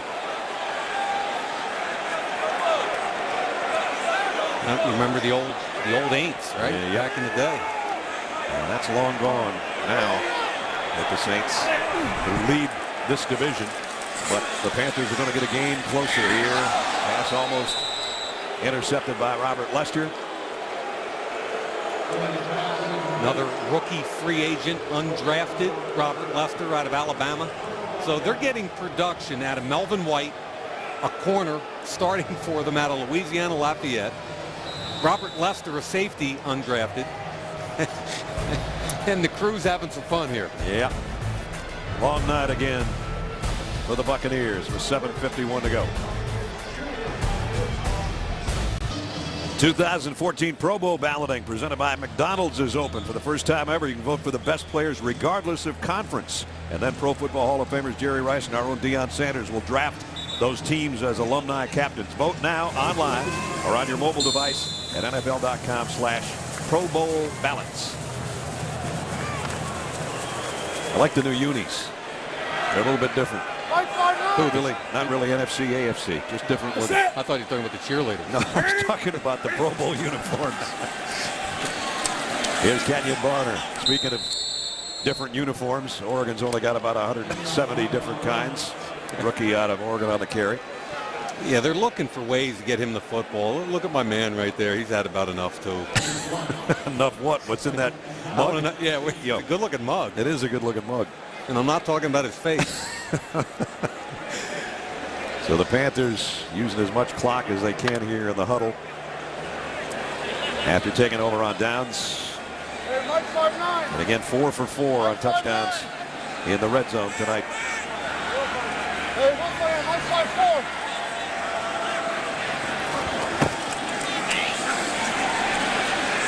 Newton throws to the corner, caught by Olsen.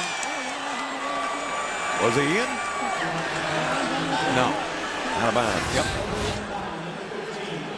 Johnson, the defensive back with good position, clearly out of bounds. But again, I have zero problem with that throw. Next time that one could work. Hey, if you, I don't think he could have dragged his feet there, but it was pretty darn close. And on the run, that's a heck of a throw.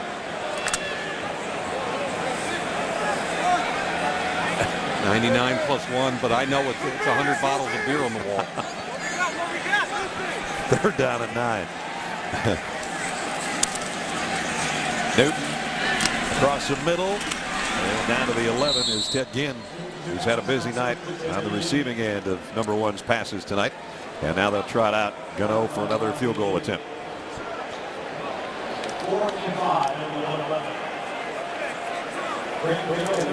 Gano, who played his college football right here in the state of Florida for the Seminoles, who had a huge win over Clemson last week and moved up to number 3 in the BCS poll. Gano, 9 for 9. This will be from 29. And that redshirt freshman quarterback at Florida State's playing lights out. Oh boy, he's in the Heisman hunt right now. Still perfect on the night and the season for Gano from 29. Adds 3 more to the total, and it's over 30 points for 3 straight weeks for Tampa Bay. Carolina, rather. NFL Network celebrating 10th anniversary here on Thursday Night Football. All Carolina 31-6 with 6:14 remaining. Some happy Panthers over there. Going to have a road win. They're going to be 4-3. They're going to be in the thick of the race in the NFC South. They got a quarterback who's playing lights out the last month.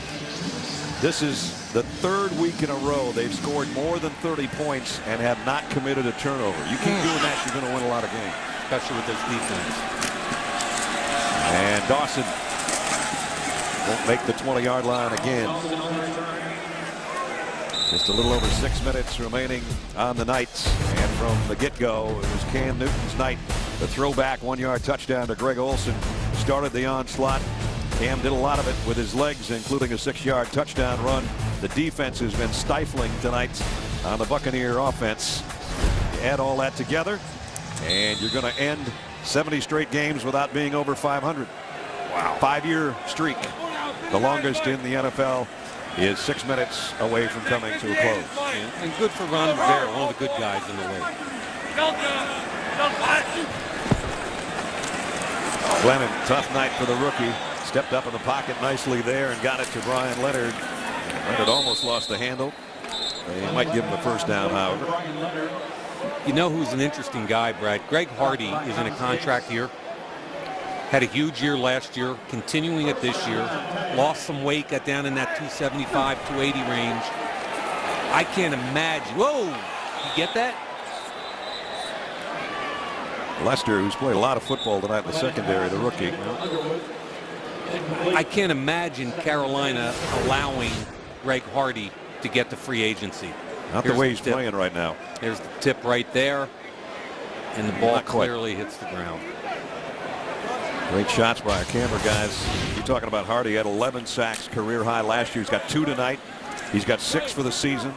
And Brad, he was a guy early in his career at Ole Miss, had 10 sacks as a freshman or sophomore, I forget which, until he got hurt. Vincent Jackson, who's been basically a non-factor, gets a first down. Greg Hardy was a guy that people were excited about, and then he got hurt, then he got in trouble, didn't start as a senior. They got him in the 6th round. And boy, has he become a good football player. He had 3 of those sacks against the Giants, so a couple of multi-sack games already this season, New York and tonight. Here's Leonard out of the backfield again. And as they get to midfield, that is the deepest penetration of the second half for the Buccaneers. Yeah, and it's midfield. Charles Johnson kicked inside that time and cleanly beat Davin Joseph. And between Johnson and Hardy and where they line up, their 4-man pressure is brutal. Under the 5-minute mark, blitz coming from the secondary. The throw's complete, and it's Tyquan Underwood on the reception. Well, where does Tampa Bay go from here? You got to reload and go back to your locker room and say, okay, we lost at home. We're 0-7. And we said about 3 hours ago, this Buccaneers ship is starting to list a little bit, and it's going to be interesting to see if Greg Schiano can keep all hands on deck, as it were. And I told you, I've been in some locker rooms.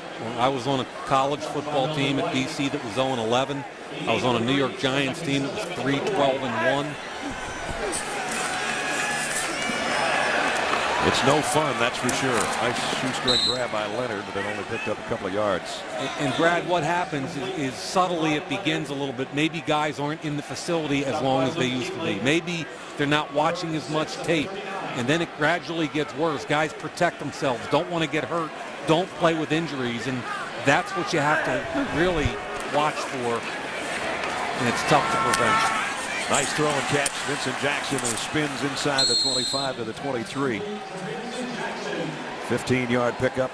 I mean, the first question they have to answer is Mike Glennon your quarterback next year? And there are a bunch of teams in the NFL are kind of positioning to get a top quarterback in this draft. And this is going to be a really good draft at the quarterback position and everywhere else. Again, blitz coming. Glennon stood tall and delivered. Completes it down to Eric Page. And it's another first down. This is what these fans are asking you when you start doing your draft coverage. And the big picture is the Glazer family, the ownership here. And Mark Dominic is the GM, Greg Schiano, the head coach. They're going to have to make some decisions about the direction of this franchise. It's going to be an angry fan base, and you've got to make some really difficult decisions. They just shot off the cannon over there in the ship. I don't know if that was premature or not. They've been waiting for a touchdown, and they used a lot of ammo in the pregame warm-up, maybe anticipating they had to get rid of some of that gunpowder. Almost intercepted by Munnerlyn. Yeah, he threw it right at Munnerlyn's chest, basically. A little disconnect with the wideout. Well, Greg Schiano and the team was actually looking forward to this Thursday night encounter because he said, you know, we don't have any time to think about the loss to Atlanta. We just have to go play. And Greg said, I've got to keep them going because eventually it'll turn, meaning we'll get a win. But it's not going to happen tonight with 3 minutes left. At 14-6 at half, that defense was hanging in there. Yep. It's just too much to ask from them. They were out there too long tonight. Glennon throws on the run. Touchdown, Tampa Bay, to Tim Wright, the tight end.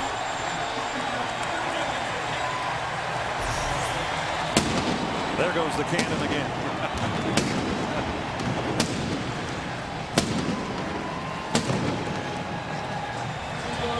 And by the way, if you're looking for a silver lining, that was some pretty good pocket awareness and movement by the 6'7" rookie quarterback.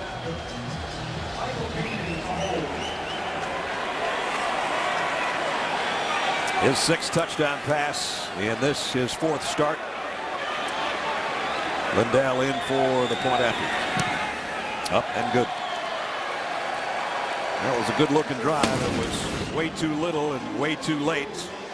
But they do cap off an 81-yard march in 11 plays with this. Yeah, there's the movement into the pocket, the eyes down the field, sees Tim Wright at the back of the end zone, and another rookie. There are the eyes scanning the field, protect the football with 2 hands, eyes down the field, and there's your rookie free agent converted wide receiver to tight end, Timmy Wright.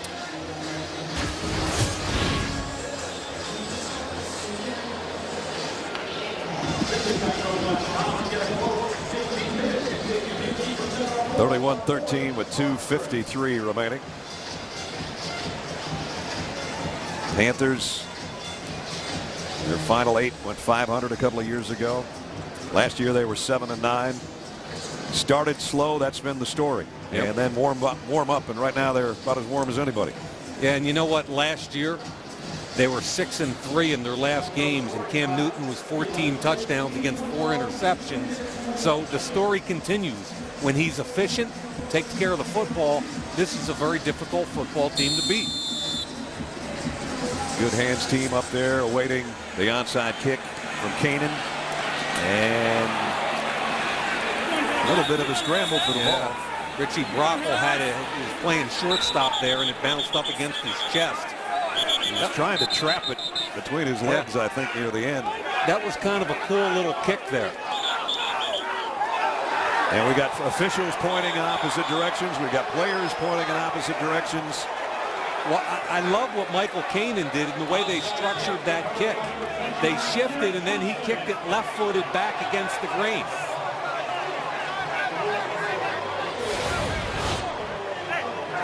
First the shift, then the left-footed kick. It doesn't matter that it didn't go 10 because it's touched by a Carolina Panther receiver.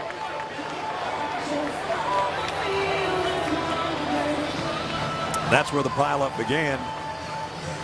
The officials are still talking about it. It's 2 minutes later. But it's going to be only the 2nd successful onside kick in the entire league this year. That's an amazing stat. Do you know how many kicks there are? That's an amazing stat. The game clock did not start. Please reset the game clock. Another chance for the Buccaneers offense. 2:51. Thank you. They need 3 scores in 2:51. Hey, at least they drove down the field, threw a touchdown pass, right, recovered an onside kick. Give them some credit. Again, he steps up in the pocket, hit from behind. He held onto the football. Greg Hardy. That's not a sack, but that's the 3rd time he's put down the Buccaneers quarterback. Inside again. They kick him inside, working on Larson. That's pretty good protection. Now a rookie quarterback, you've got to be aware. Great hustle by Greg Hardy. Actually a 2-yard gain for Glennon. Here comes a blitz, and that one thrown right into the onrushing arms of Captain Mutterland. Got a penalty marker down. Personal foul, I think. Drayton Florence is protesting. Personal foul, unnecessary roughness. Defense, number 58. 15-yard penalty, automatic. First down. Thomas Davis has had a big night. Ooh. He just let Tim Wright, the tight end, have it right in the back. I think the concern there from Carolina is the ball was deflected, knocked down. And a lot of times the defensive back, and this is what Ron Rivera is saying, you have no idea that the ball was deflected.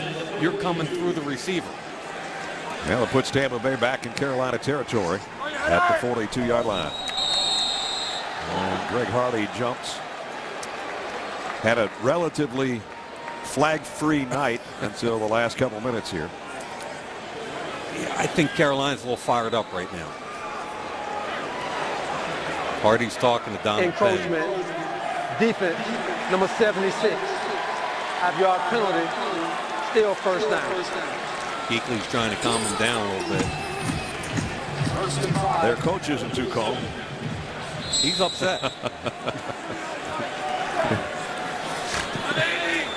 Ron Rivera thinking he's back playing next to Mike Singletary.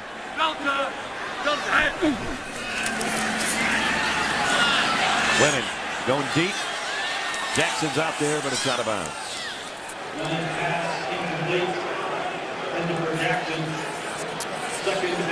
Don't forget, coming up when we're done, right after the game, Rich and Dion and Marshall, Steve and Warren will be live on the field breaking down the action with highlights and player interviews.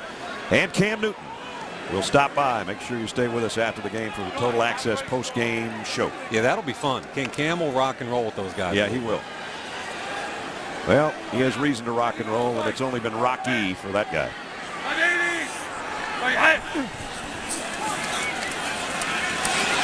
Again, Glennon flushed out of the pocket, throws it away. Greg Olsen, nice catch on the sideline.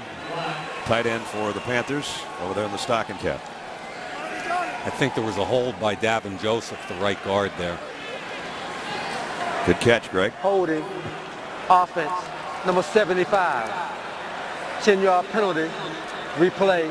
Second down. How do you really feel, sir? Yeah. He wants Warren Sapp back, and I don't blame him. 15 at the 47.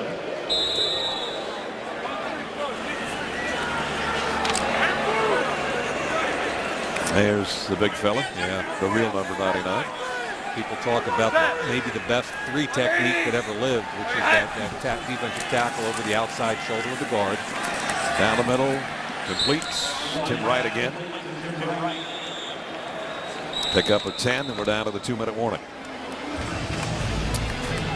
2 minutes left before Carolina heads home. A very happy 4-3. Thursday Night Football is brought to you by Craftsman and by Courtyard. It's a new stay. We welcome those of you that might have been watching the baseball World Series tonight. St. Louis with a win over Boston. What you missed is the Panthers have the lead with 2 minutes to go. Cam Newton's had a sensational night. 276 total yards, including a rushing touchdown. Vincent Jackson, not much for the offense tonight for the Bucs, and the Panthers almost perfect in the red zone tonight. Had to settle for one short field goal. Otherwise, it was all touchdowns, and they're about to become 4-3 on the season and become a threat in the NFC South. Nice throw to Jackson that time on a quick slant from Glennon to pick up a 15. Number 21, Mike Mitchell. First down, The Catalog. Bucs hurrying here with a minute 40 remaining. Glennon across the middle, complete to Mike James. James inside the 20. I'm not quite sure why. I guess the red zone is a cannon shot too, huh? I don't know, but I know one thing. It scared some people earlier tonight. Scared the heck out of me a few times when we were just up here in the booth. How about Cam Newton? Yeah, Doc Cam. Hey, but stay with it. Yeah. Watch it. How about our guys? Oh, wow. Look at Marshall. No problem. Look at Mooch. Yeah. I tell you what, it's loud when you don't have your headphones on when that baby shoots over that ship. Oh, man. And tonight they've been using some ammo here late in the game, I think, just because they know it's going to be wet gunpowder later. Yeah, there hadn't been a whole lot of red zone trips, so I think they're celebrating tonight. Glennon fires to the corner, in and out of the hands of Eric Page. Catchable. Page not the biggest guy at 5'10", but he almost pulled that down. Yeah, a little double move. I kind of like Glennon. Glennon looks very comfortable in this throw first 2-minute offense. Now, he had thrown 130 passes in his first 3 starts. Tonight he's thrown 47 more. completing 30. So he's winging it, that's for sure. He won't wing this one. And that's going to be Charles Johnson. And now Charles Johnson can say to Greg Hardy, hey, buddy, you got 2, I got 2. And I love how they kick the 2 defensive ends, Hardy and Johnson, inside in their sub situation. They just overwhelm guards. And timeout with 1:19 remaining. As it's just a matter of time before the Panthers go to 4-3. You done your homework this past week, Mike? Well, I mean, this is what I want you to look for, okay, Mr. Nessler? I know you get a college game Saturday, but on Sunday I want you to sit down and I want you to check out Miami at New England. And again, I love the AFC East. I think it's so closely bunched together. Dallas, I thought, had a pretty complete win last week against Philly. Detroit coming off a tough loss to Cincinnati. They're both 4-3. And the Jets, boy, their defensive front looks good against a 5-2 Cincinnati team coming off a nice win against Detroit. The Bengal front is very good as well. Lindell's field goal drew some boos, but it also drew a flag.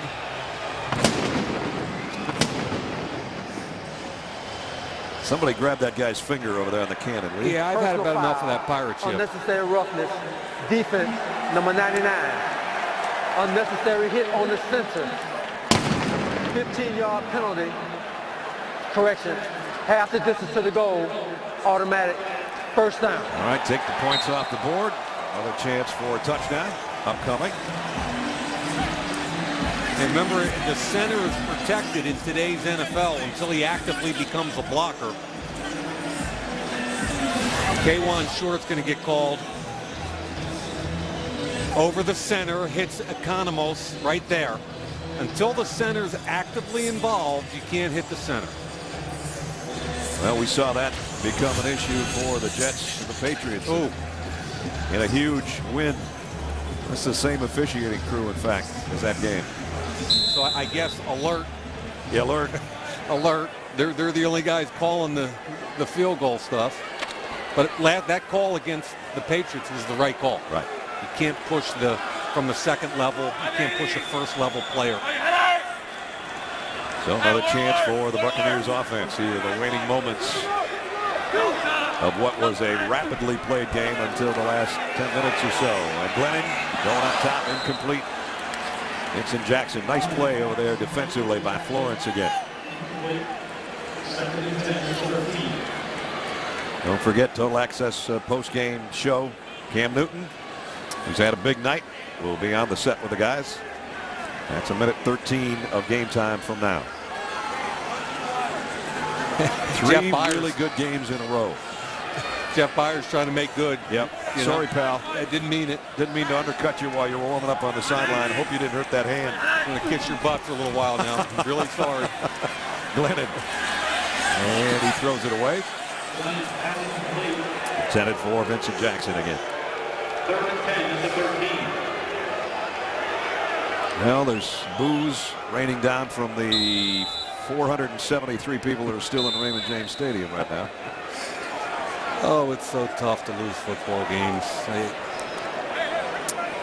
You wouldn't want to lose a guy as good as Charles Johnson either. Yeah.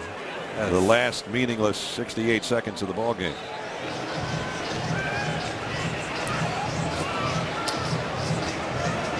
And that's the hard thing. You go from 53 to 46, and you got a game like this. You can't. It's not like in college where you can just throw the second team in. Right. You don't have enough guys. Yep. Well, Steve Smith's got time to sign jerseys over there. Wouldn't be shocked if he's giving that one to Darrelle Revis. Want to bet? I wouldn't be shocked at all. That's what some of those guys do sometimes, exchange jerseys when the game's over.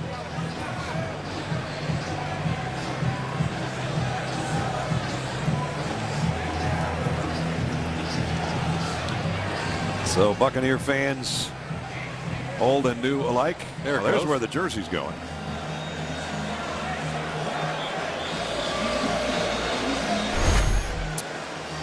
We mentioned for Carolina, this was their first division game. And they've got Atlanta twice. They've got New Orleans twice.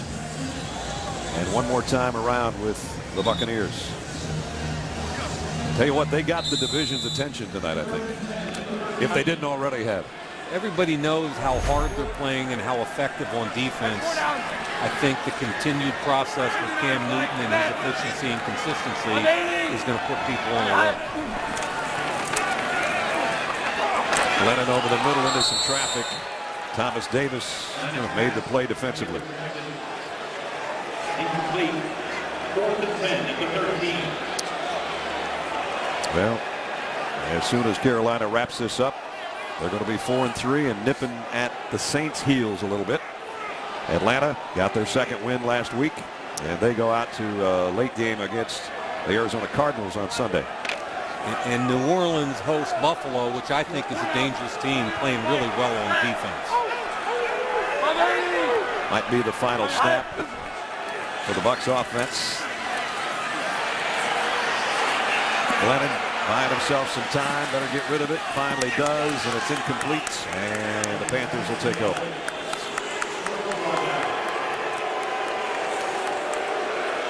Good coverage, and you talk about an extended play like that where it had to be 6-7 seconds.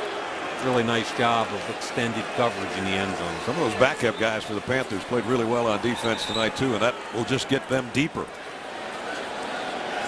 And of course that guy plays lights out all the time. Boy, Kuechly's such a good football player. Speaking of which, yeah, the celebration can begin now. Kuechly told me before the game, I asked him if he graduated from Boston College because he left after 3 years, and he said, the one thing I had to promise my mom when I told her I wanted to go to the NFL was that I would get back and graduate. So he took classes last year. He said he's got 3 more this spring that he's going to take, and then he's off the hook with mom. He is some kind of special football player. Over 200 tackles last year. Crazy. There'll be better days for the rookie quarterback Mike Glennon. They're just hoping that it comes soon, because it's going to be 0-7 here in 30 seconds. Hey, I thought he was pretty impressive tonight. Tough game, good defense. I thought he hung in, made throws, wasn't always accurate, always didn't have the best read, but I thought the kid hung in there and made some plays. Yep. Threw it 51 times, but in a losing effort again, and Greg Schiano 0-7, and they've lost 12 of their last 13. As Carolina wins on the road and goes to 4-3 and over the 500 mark for the first time in 5 years. Don't forget Bengals and the Dolphins on Halloween night next Thursday. Hope you join us for that one.